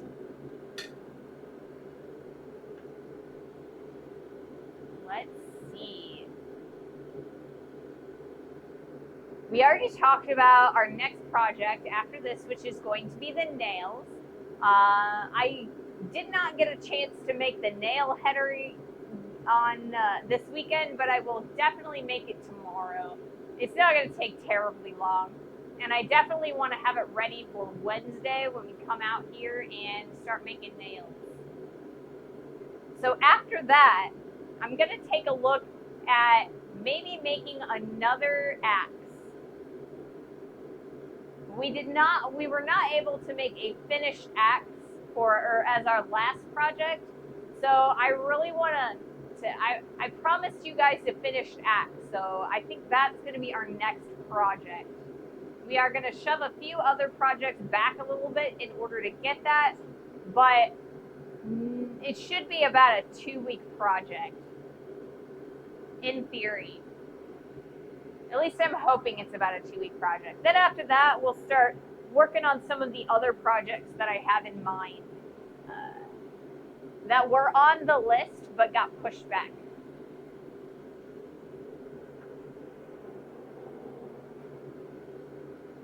So some of those projects were to take more of that A2 and start making stakes for bull raising. And bull raising is taking sheets of copper and brass and nickel silver and taking them from flat sheet into a bowl or a vessel. So I would really like to make a few stakes so that we could start working on some of that kind of stuff. We've been doing a lot of blacksmithing, but I really love doing silversmithing and vessel forming. So I think I want to do like 1 or 2 of those at some point. So making the stake in order to be able to make, or to make the tool to be able to make the vessel, I think would be a really interesting process. And then from there, I've got a few other things that I'd like to make. I'd like to focus kind of on making some tools. So I'd like to make maybe some pliers, or like maybe a compass or something like that. I think those kind of tools might be a little bit of fun. They're also a little bit more precise, so a bit more precision is needed in order to make them. So I'll be doing a little bit more file work, some more bench stuff, and we'll see which projects we pick. If there's anything that you guys would particularly like to see, though, I am always open for crowd suggestions. If there's anything you particularly would like to see. Another one of my bucket list projects is a jeweler's saw frame. Now let me show you what a jeweler's saw is.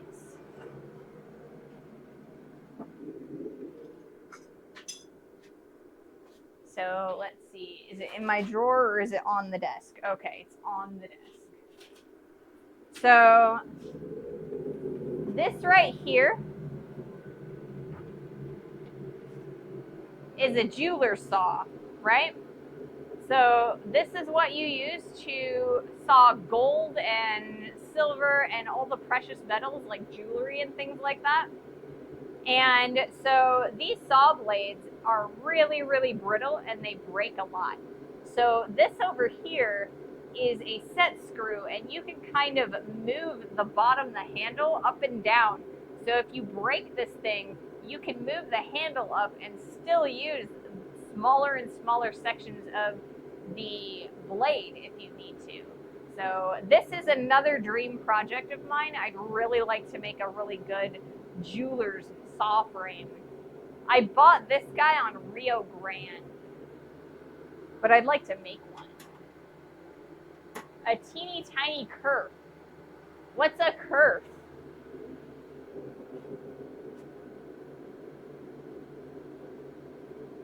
I'm not sure I understand what that is.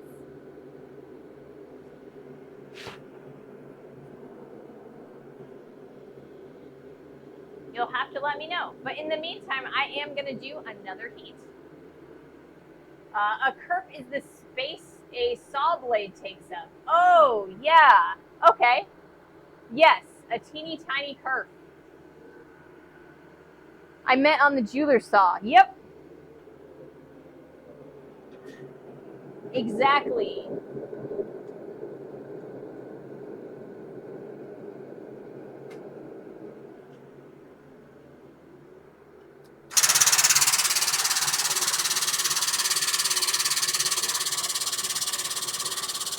This is almost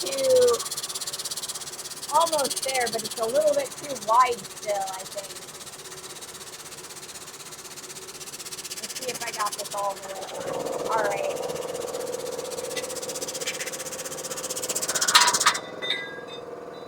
So I guess I need to take a couple heats over on the anvil because it's still a little bit too wide for that. So I'm going to do this real fast while I still have heat.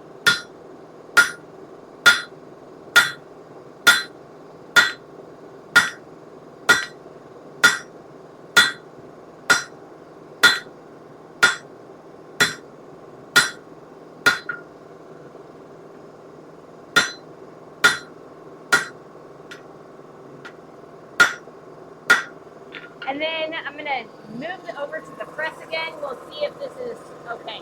So we'll move that bottom plate down again. I thought we were there. Apparently we are not. So let me move that down just a little. Again.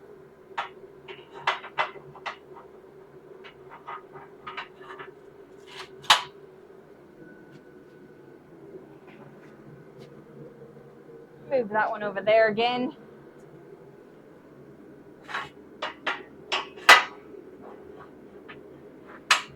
There we go. And then I'm going to have to refocus the camera. Curie tends to break blades rather close to the medal, so not much to salvage usually, I think. Yeah, I actually end up breaking them in the middle as well, a lot. And I totally don't know why I said medal as opposed to middle. I'm sure that's what you typed. But yeah, I have a tendency to break them also towards the middle, but sometimes I do break them towards the end. I try to break them towards the end if I'm going to. But the other thing is I oftentimes will dull out my saw blades before I break them. I've gotten really, really good at not breaking saw blades until they're so dull that I was going to change them anyway.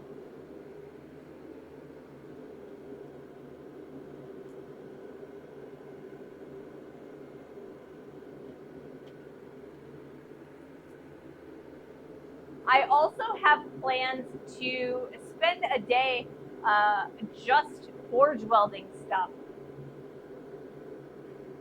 Because we failed so hard on the axe with that forge weld. I want to spend a little bit of time just practicing forge welding. You know, sticking two pieces of metal together, or folding a piece of metal in half and then welding it down so that it's more like ears. A lot of times you can make things like animal heads by doing that.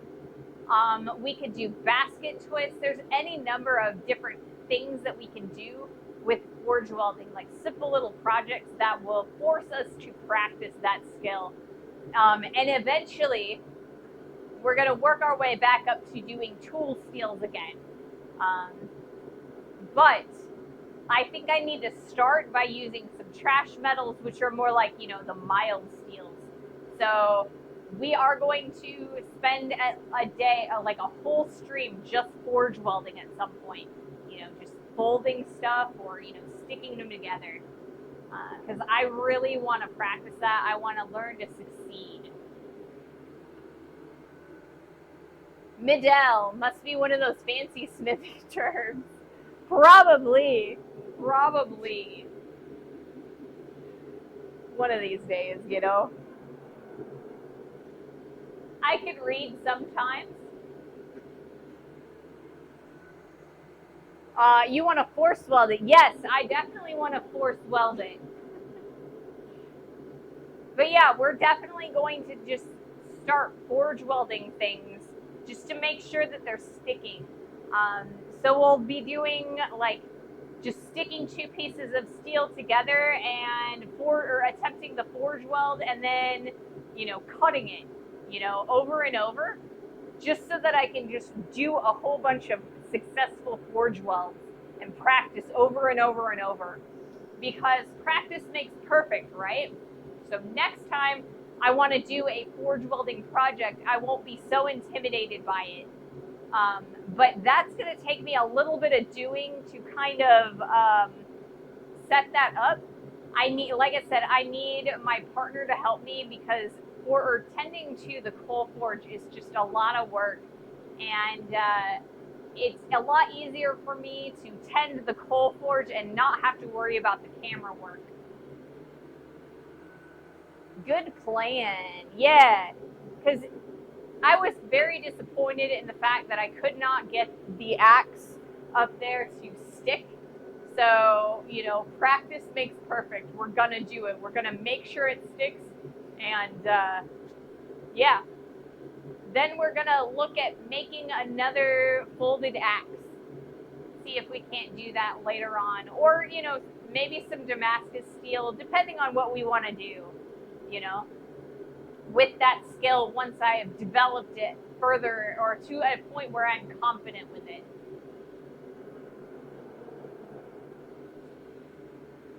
All right, we are going to do another heat. But before I do that, I need to move the top press dies down.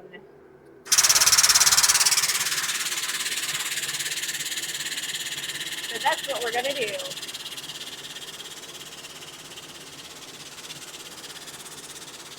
So there are several people who I have seen make jeweler saws out of Damascus steel. And I think that would be absolutely gorgeous to do up some Swiss Damascus with like 1095 and 15 and 20, and make it into a Damascus saw frame. I think that would be absolutely gorgeous. I would love to do that.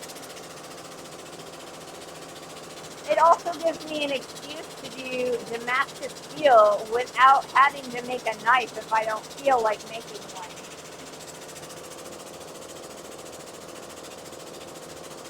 Now I will probably at some point do a knife on stream, just because,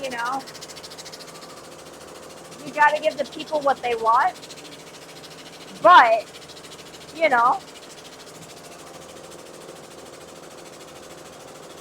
they're not my favorite project. Alright, we're gonna do another heat now.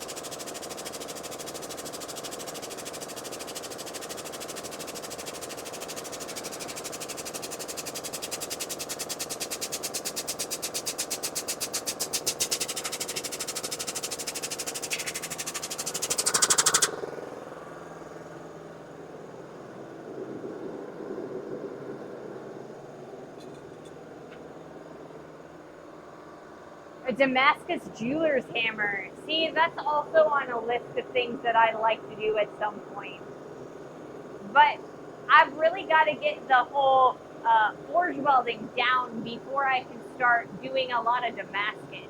Because the 1095 and 15 and 20 that are the ideal metals for like very brilliant patterned Damascus steels, they're very expensive, and I need to make sure that I've got the forge welding part of it nailed, so that I don't screw up and waste all of the material and the money that I had to pay in order to make, the Damascus.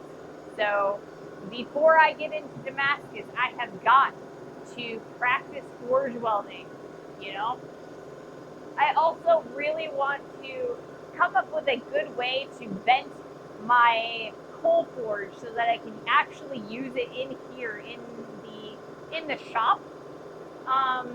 So my partner thought that maybe using an over the hood like oven vent would work, but it just doesn't suck out enough smoke. So I've got to kind of modify it so that more of the smoke goes out the vent hole.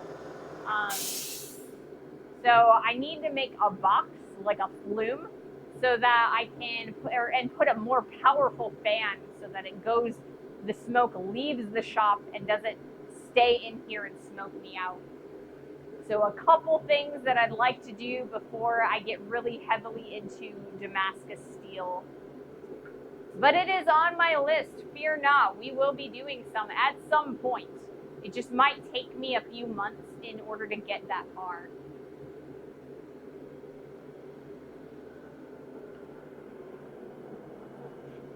But it is a dream project, and I have made some Damascus before.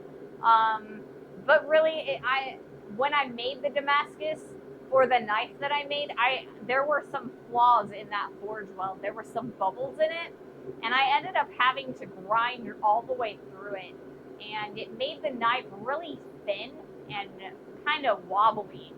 So like I said, I really need to be able to nail the forge weld before I get into Damascus.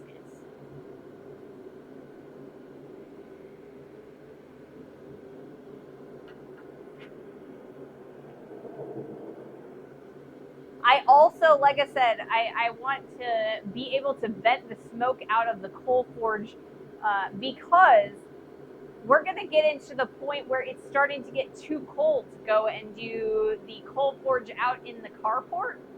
So, I need to be able to close the garage, but I needed that coal, or like the smoke from the coal forge, to be able to exit. Otherwise, you guys won't be able to see anything and I won't be able to breathe. Any more ideas about a maker's mark? I have a maker's mark design. However, I do not have like an active or like an actual maker's mark made. So my signature is really, really simplistic. And so I've decided that is what I want as my maker's mark. It's basically a giant R, like a cursive R. And so you can actually see that I have designed it and I made it.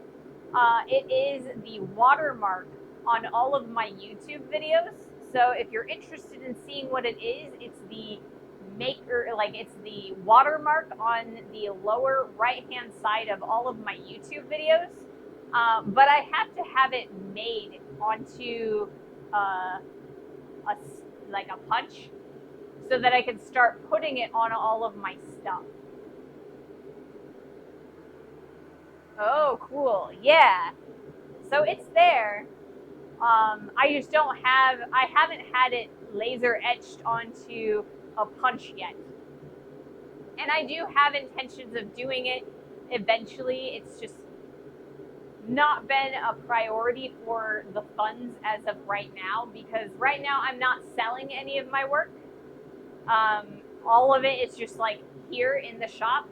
So when I start giving away and selling my work, I want to make sure that my maker's mark is on it. Um, but it's not a high priority as long as I'm just keeping all of my work.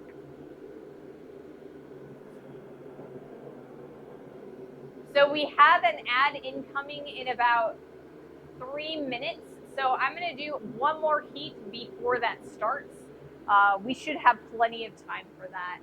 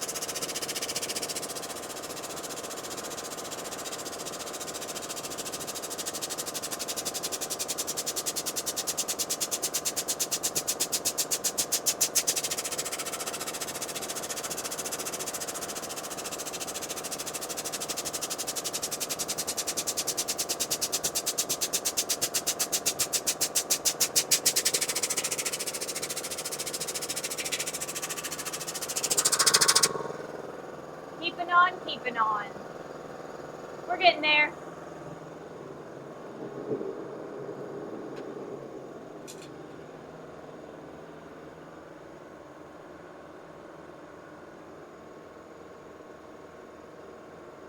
And ours sounds simple enough to do with a file on some old car springs. That's how I did my first touch mark.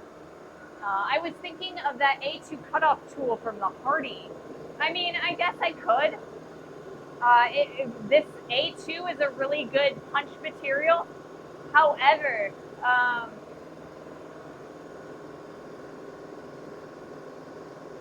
my signature is a little bit more elaborate than you might expect. There's a lot of loops, and they're not really like rounded. They're kind of oblong. So, I mean, we can look into it, or maybe I'll look into it and see if I can't make something. But it's going to take a lot of file work and a lot of Dremel work, I think.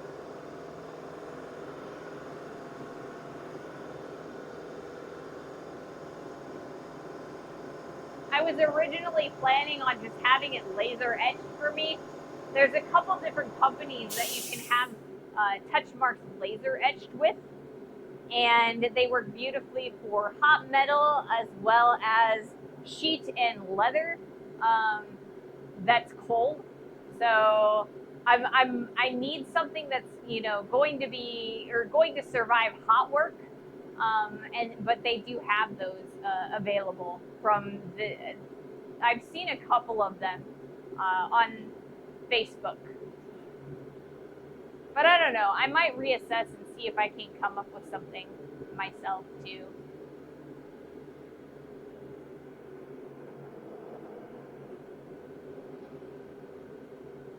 So we are going to be starting that ad here shortly.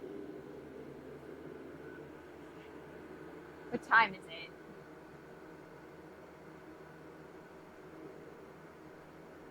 Yeah, we'll be doing a few more heats. We're not quite as far down as I want to be for this particular piece for today. So we might actually take a little bit more time. Do a 3-hour stream today. Also, I started late, so I want to make sure that you guys get your money's worth,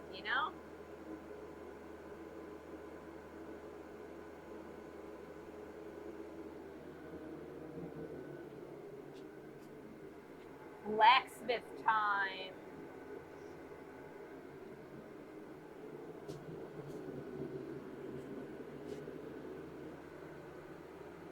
I just saw the watermark on YouTube. That would take some finesse with the Dremel. Yes, it would.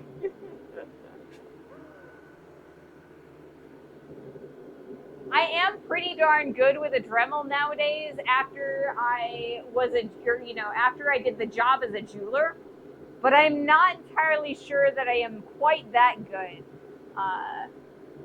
So I mean, while I could reassess it, but I think that I'll need to have it laser etched.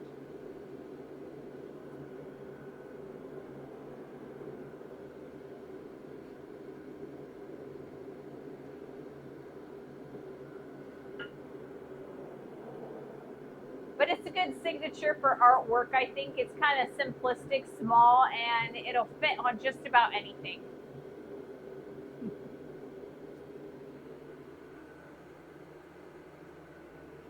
Oh, okay.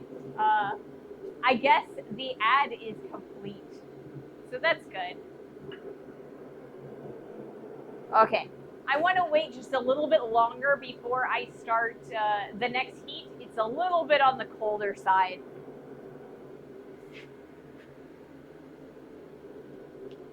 But yeah, like I said, I think that I'll need a laser etched version of it.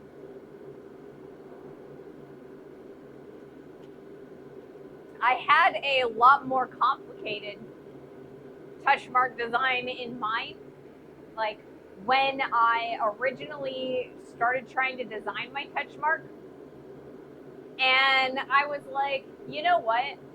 Anything that I make as my touch mark has to be really small, and it has to be readable from, the little tiny bit that people are able to see.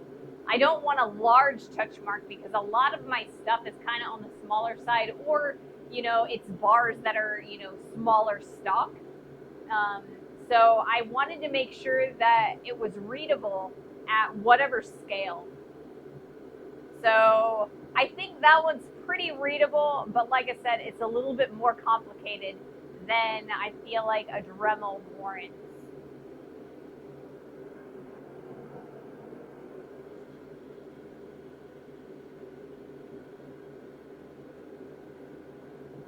But I definitely think by the time I'm working with Damascus steel, I definitely want to have a touch mark that I can physically mark my work with, because Damascus steel is so, pretty and exciting, and it's also a lot of work.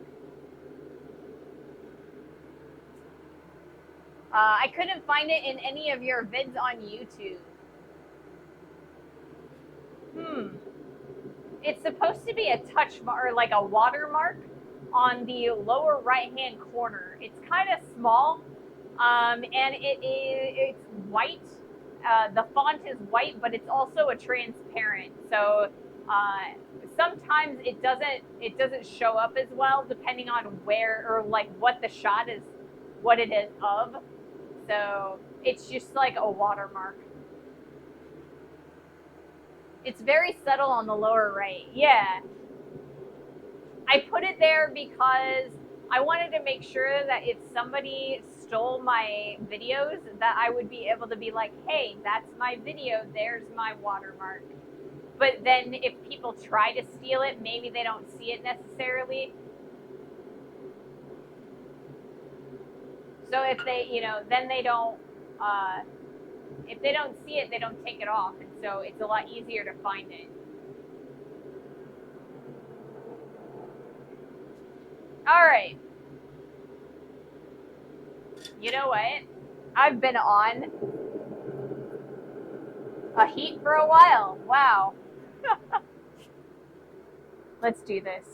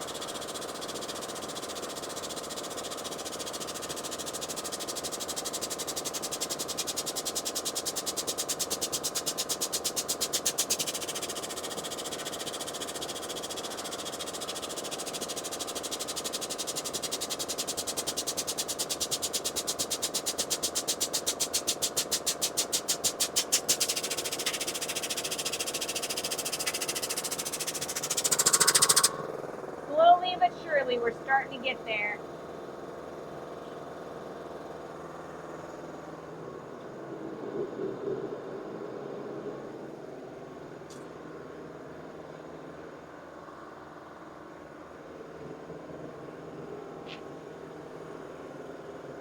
So yeah, I think we're going to take some extra time and do several more passes on the press. I'm feeling pretty good today, so I don't think that it's going to be an issue.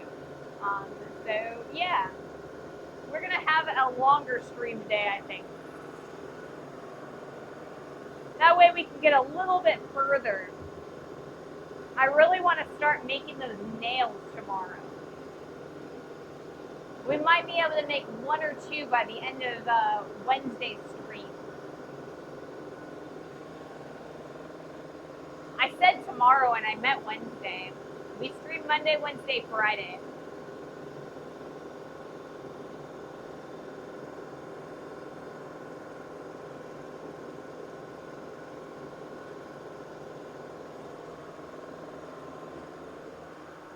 Must be my eyes. They ain't what they used to be. I mean, I don't blame you. My eyes are kind of not what they used to be too.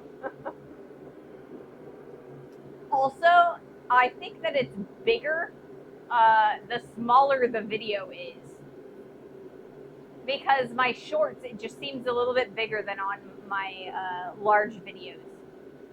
I think it just stays the same size, and whatever format the video takes is how big it is, I guess. Or how small it gets.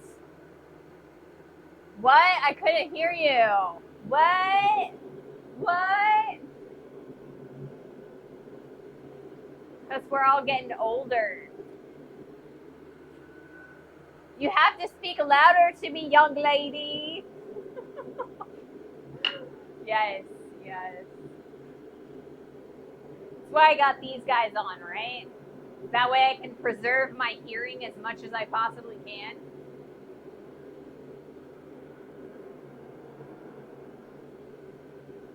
When I was in high school, I joined the church band. I used to go to church, and I was the drummer in the band.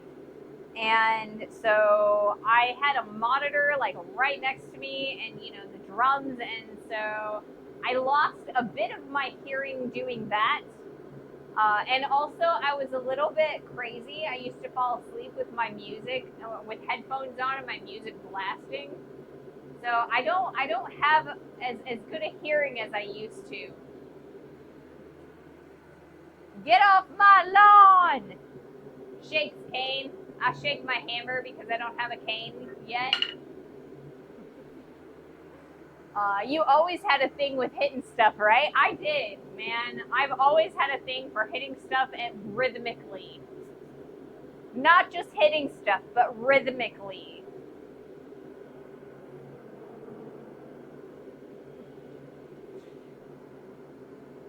Normally, like when I'm really getting into forging, like when I'm really zenning into it, I do courses of 5 hammer blows. So they're like, I guess, sets. I'm going to call them sets because like exercising, you do a set of like 10 push-ups or whatever. I do about a set of 5 hammers, and then I readjust my grip, and then I do 5 more, and that's kind of the rhythm that I go in. 5 hammer blows, and then a pause.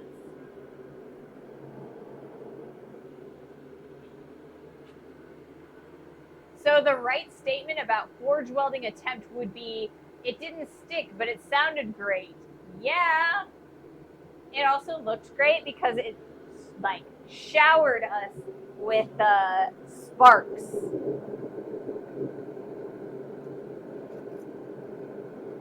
We're gonna do another heat real fast.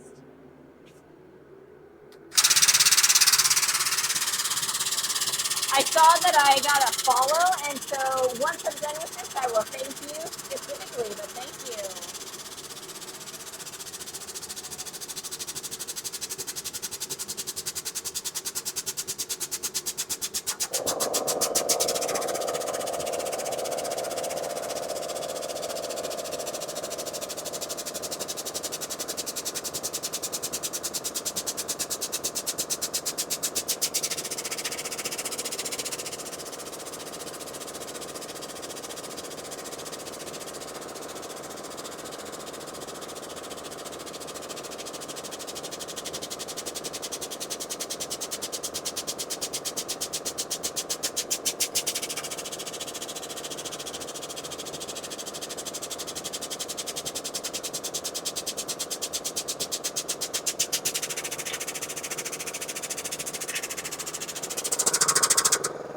All right, so that heat, I'm starting to notice that my edges are starting to skew.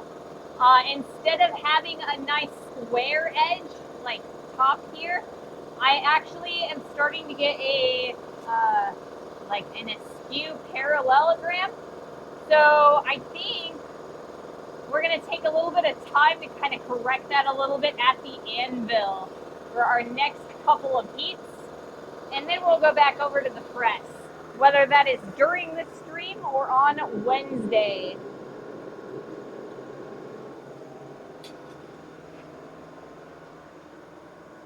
And that was keeping track of this account.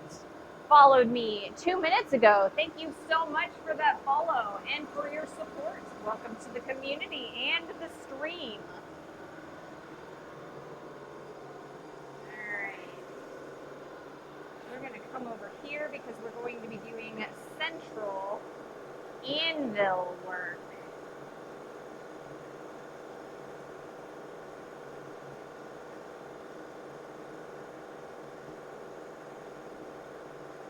Awesome, awesome.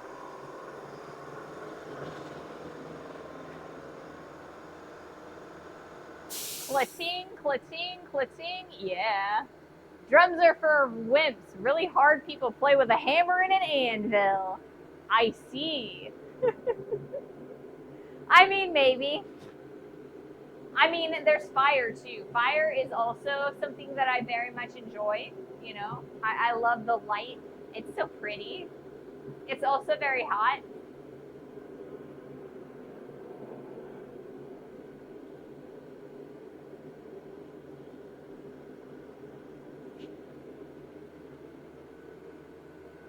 The idea of metal taken to the extreme. Yes, like metal music taken to the extreme. Exactly.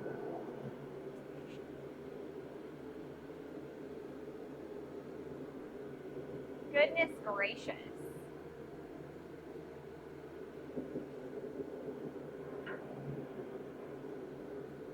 So yeah, we're going to take a couple heats here on the anvil to kind of true up the corners, make sure that they're nice and 90 degrees, because I don't want to, I want this piece to be relatively even, as close to even as possible. And I would rather not have to grind it that direction, if I can manage it. Now, I know that I will have to do some grinding cleanup work on this piece, but what I'm doing by forging is trying to prevent as much of that as possible, or, you know, take some of the work and effort off of it.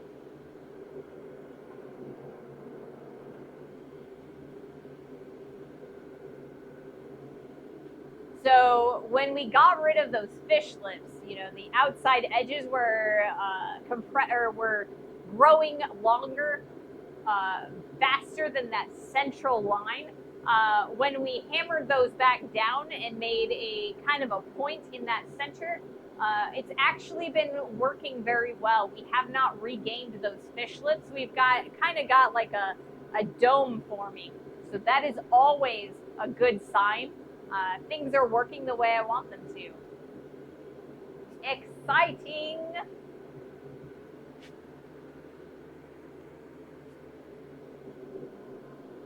So yeah, by truing up the edges, you know, we're getting closer and closer.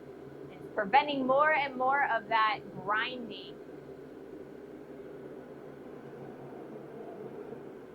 My thumb is starting to hurt a little bit, so we'll probably take 1 or 2 heats here on the anvil, and the rest of them we'll take on the press.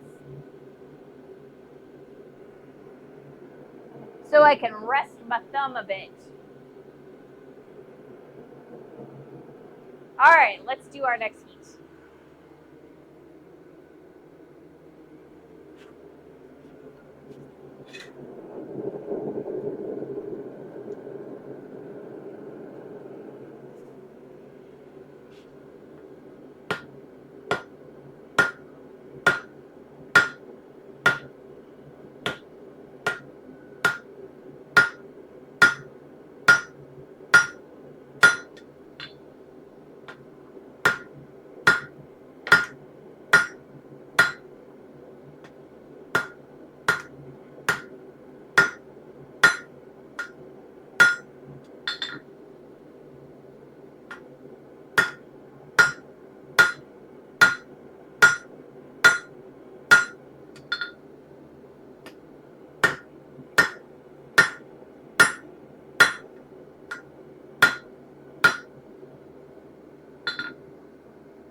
right, that's much better.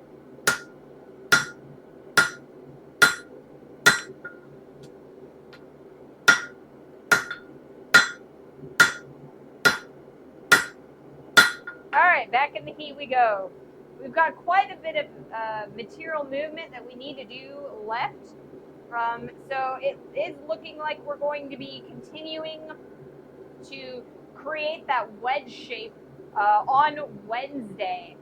So we're going to do as much as we possibly can, and in hopes that it takes us less time on Wednesday.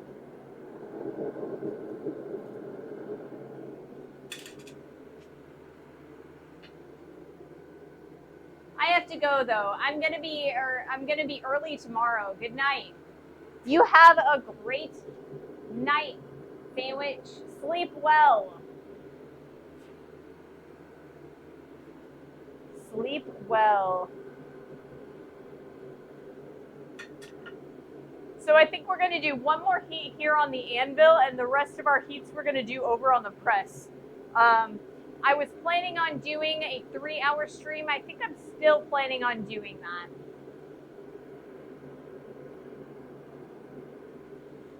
But we are starting to get a little bit on the late side time-wise, because like I said, I was a little bit late getting started, and we're going a little long.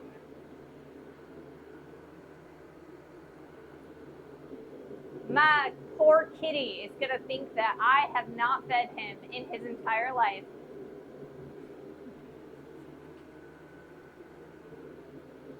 Thanks for joining us, Sandwich, if you're still there.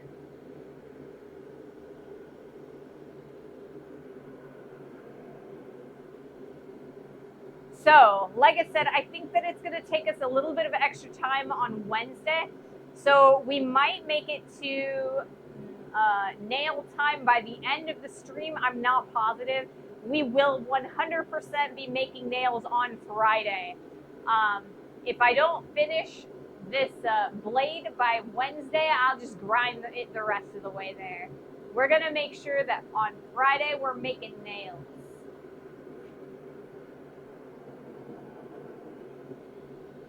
Lots and lots of nails.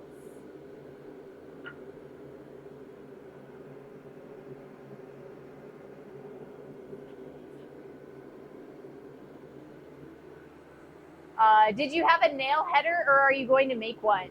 I have to make one still. I was gonna make one last weekend, but I didn't get a chance to do it. We were doing a lot of cleaning and working on the van, so I kind of was pretty tired by Sunday night. So I will be making a nail header tomorrow. It won't take me too terribly long. I'm just going to take a piece of 1/2-inch plate and cut it so that it has, a round section and a handle, and then drill a hole in it. I have a drill press back there, so it should be a relatively easy project. I'm not planning on showing that on stream. I will probably film it though. That way I can make it into a short, but I just don't feel like it's a full video or worthy of a full video.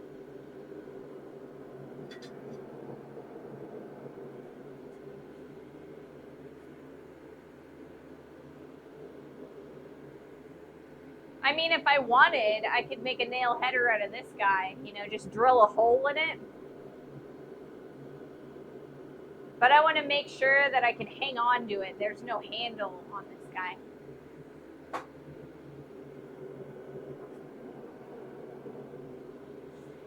All right, we're going to do another heat.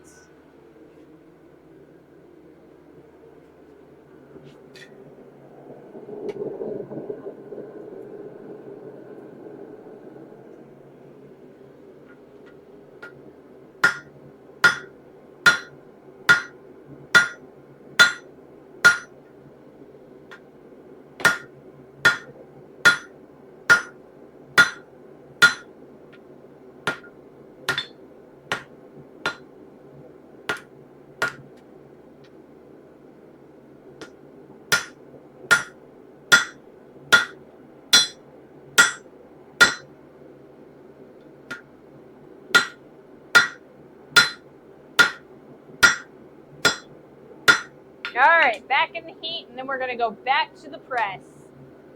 Not too bad, not too bad.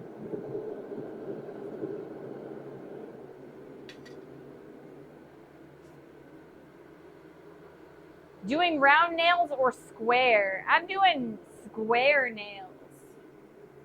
I'm going to drill the nail header hole round, but I'm not planning on rounding out my nails, if that makes any sense. I want to be able to make round nails, but I'm not planning on doing any for this first set, if that makes any sense.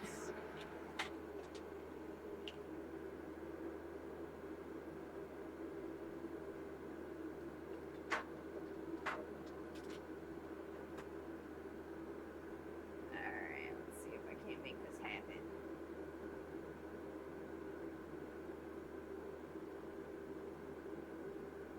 If I have any, or if I want any hope of doing a single heat nail, I gotta do square ones. It always ends up taking me extra time to round out tapers.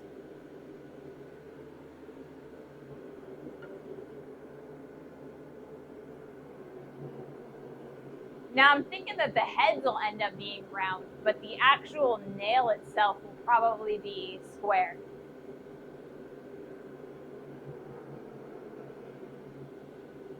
But I don't necessarily know that the head of the nail is going to be round because I'm deliberately trying to make it round, just because splaying out a square is going to make a rounded square.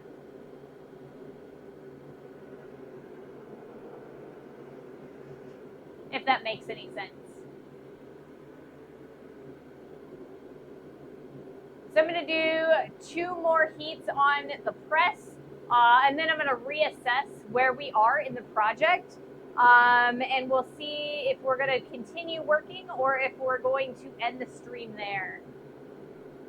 Keep in mind, if there's anybody that you would like to raid off to, do let me know. Otherwise, we'll find some friends or make some friends.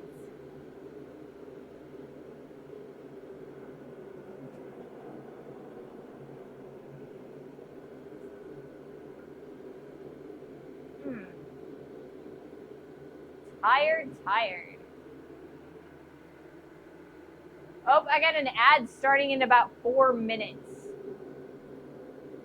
So if that's the case, then we'll probably reassess after this one, because I don't want you guys to have to watch an ad and then do 1 more heat after that, because I think that's kind of like lame. So we will see what we do.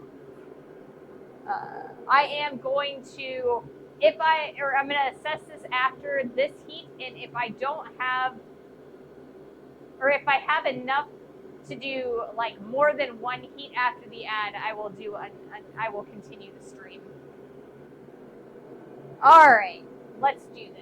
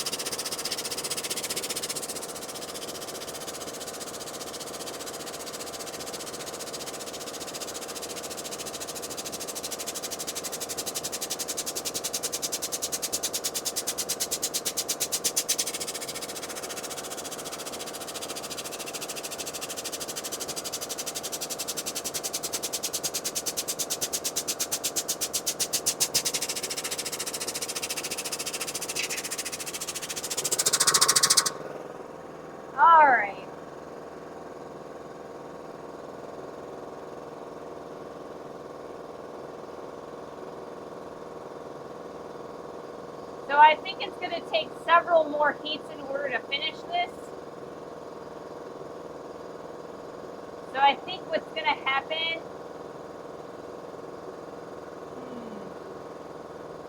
I'm going to put this back in the fire. We're going to do a couple more heats.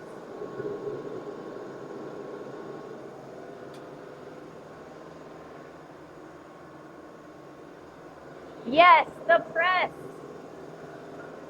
I think I'm all right. I think I can do a couple more heats.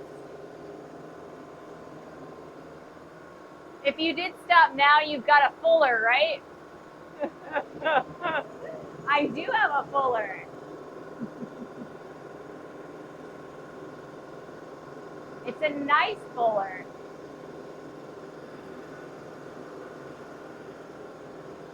I would have to kind of round it off a little bit more just so that it's an even fuller. Right now, I think I got a little bit more facets than I want to make a true fuller, but it's really, really close. You were making 2 tools all along and you didn't even tell us. I mean, yeah. I would also, I would love to do a fuller. But I think really if I was going to do a fuller, I think I might actually want to do a blacksmith's friend. So a blacksmith's friend it's kind of like a tool that goes in the hardy hole, and it has a bottom die and a top die. And you kind of put your steel in there, pull up the top die, and then hammer that die down. So I think if I was doing a fuller, that's probably where I would go with it. That way I can make other tooling for it, and it would have multiple uses. You technically could do a half fuller, half hot cut. I mean, I definitely could. And yes, that is also called a guillotine. I've heard it called like several different names, but the first name that I heard it named or called as was blacksmith's friend. But yes, it's a guillotine tool. It's got a bottom die that you can replace and a top die. It's kind of got like this frame, and you put your metal in there, hammer the top die, and it'll do whatever material, or I guess whatever the die is designed to do. So you could fuller it, you could cut it, you could actually put some dies in there and like do like acorns and things like that. There's a lot of different tooling that you can fit in those guillotine tools.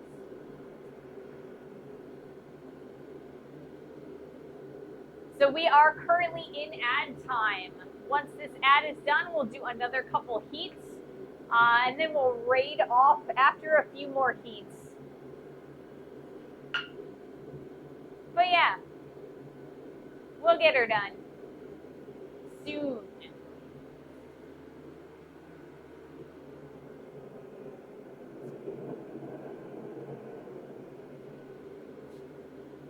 But I think this is working pretty well. I was a little bit afraid of working with A2, just because it's such a hard steel. And I wasn't sure if my forge would get hot enough in order to adequately work it. But it's been working beautifully. We've been able to move the material quite a bit each heat, more than I had imagined. So, I mean, we're going to take about 5 days to finish this as opposed to 4 like I wanted, but we're going to finish it. We're going to get some nails done on Friday.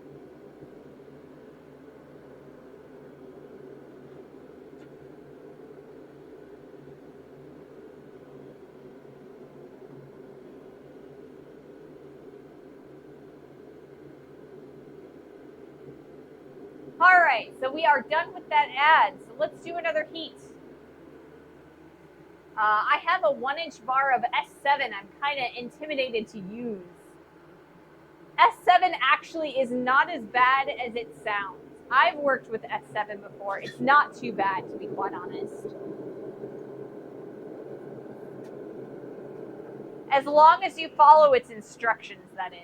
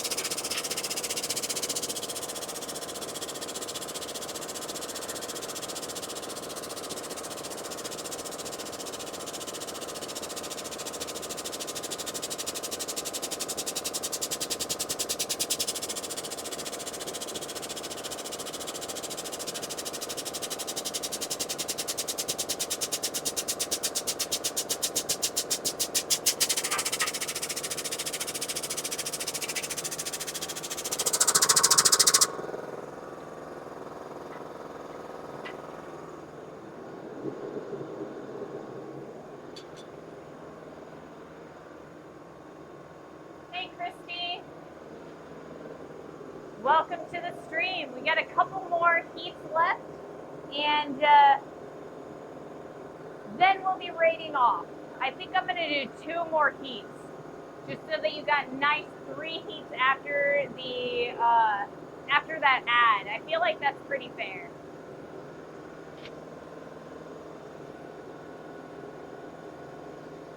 Super long stream today, or at least long for me. Maybe not long in general for people's streams overall, like other streamers.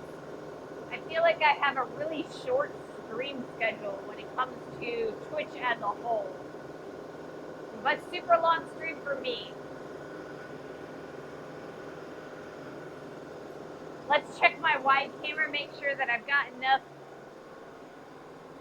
time left. Looks like I do. And how about this guy? Yep, good to go.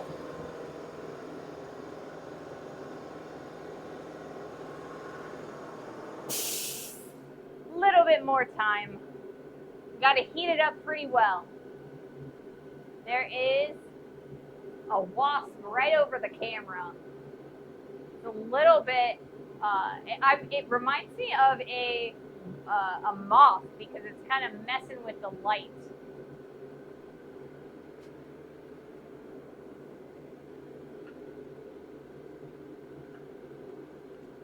Yes. So, like I said, I want to do 2 more heats, and then we'll be raiding off. If there's anybody that you guys would like to raid, please do let me know. Otherwise, we will find some friends or make some friends. And it'll be cleanup time for me.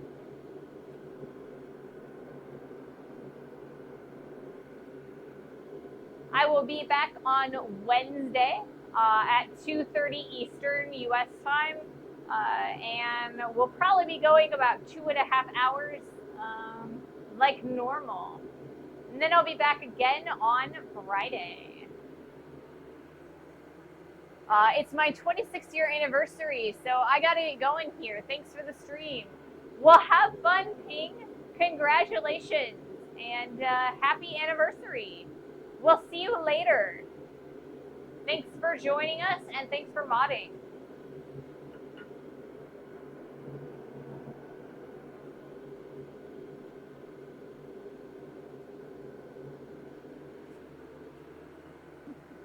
GG Ping, happy anniversary. Yes, happy anniversary. All right, we're going to do that first of our 2 heats.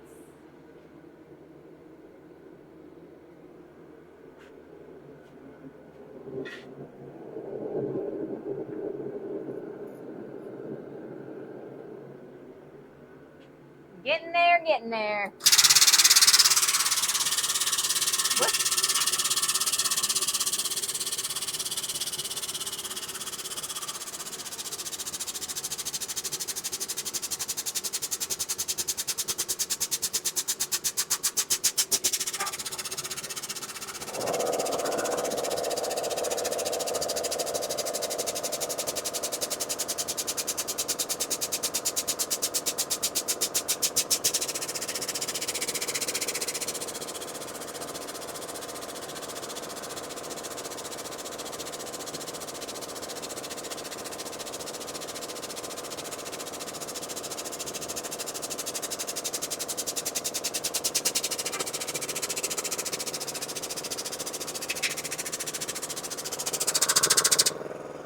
Back in the fire.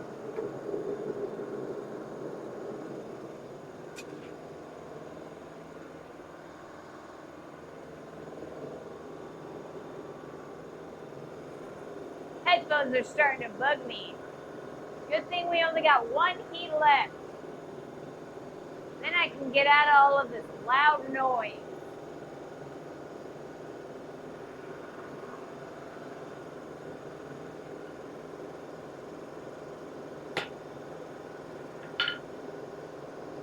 Let's see. What else have I I got going on. I don't know. Starting to run out of topics, but like I said, we're closing in on the end of the stream. So I guess it's not a terrible thing.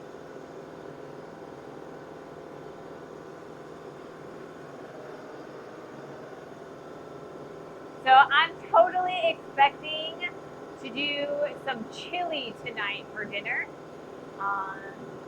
Pretty excited about that. It's been a week since we've had chili, and our chili is pretty darn good. Instead of using ground beef, we use pulled pork, like smoked pulled pork. It's pretty darn good. It's not really soupy necessarily. It gets pretty thick, but I really like it. You put some nice spices in there and all the beans. It's pretty darn good.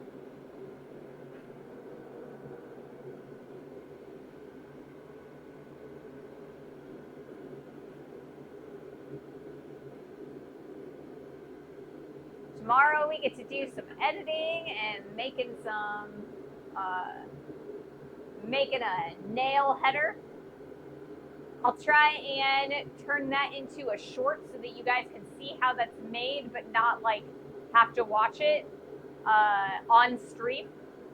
That way I can kind of speed things up a little bit. I don't think it's quite worth a whole stream to do one, because I don't think it's going to take that long. But yeah. Alrighty, guys, we're going to do one more heat. Thank you all for joining me. You guys have a wonderful day.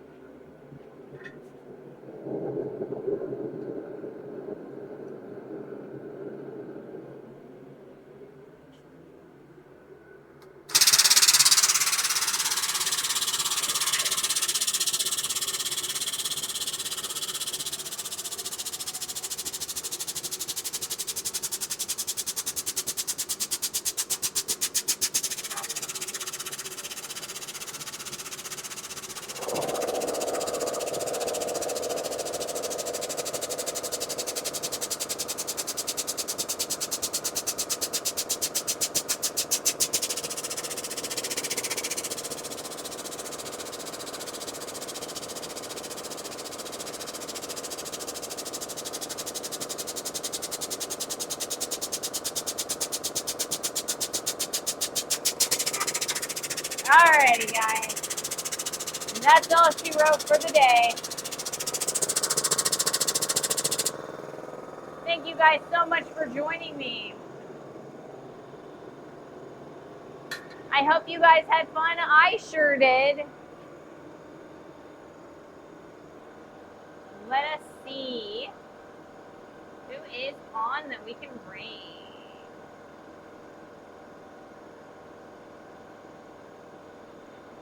Good going, Ray. Thanks for the stream. Thank you, Mahalo. Who do we got? Who do we got?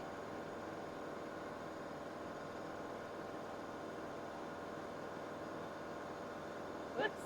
That's not what I wanted to see.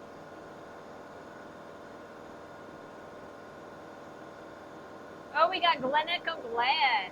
It's been a while since we've seen Glen Echo.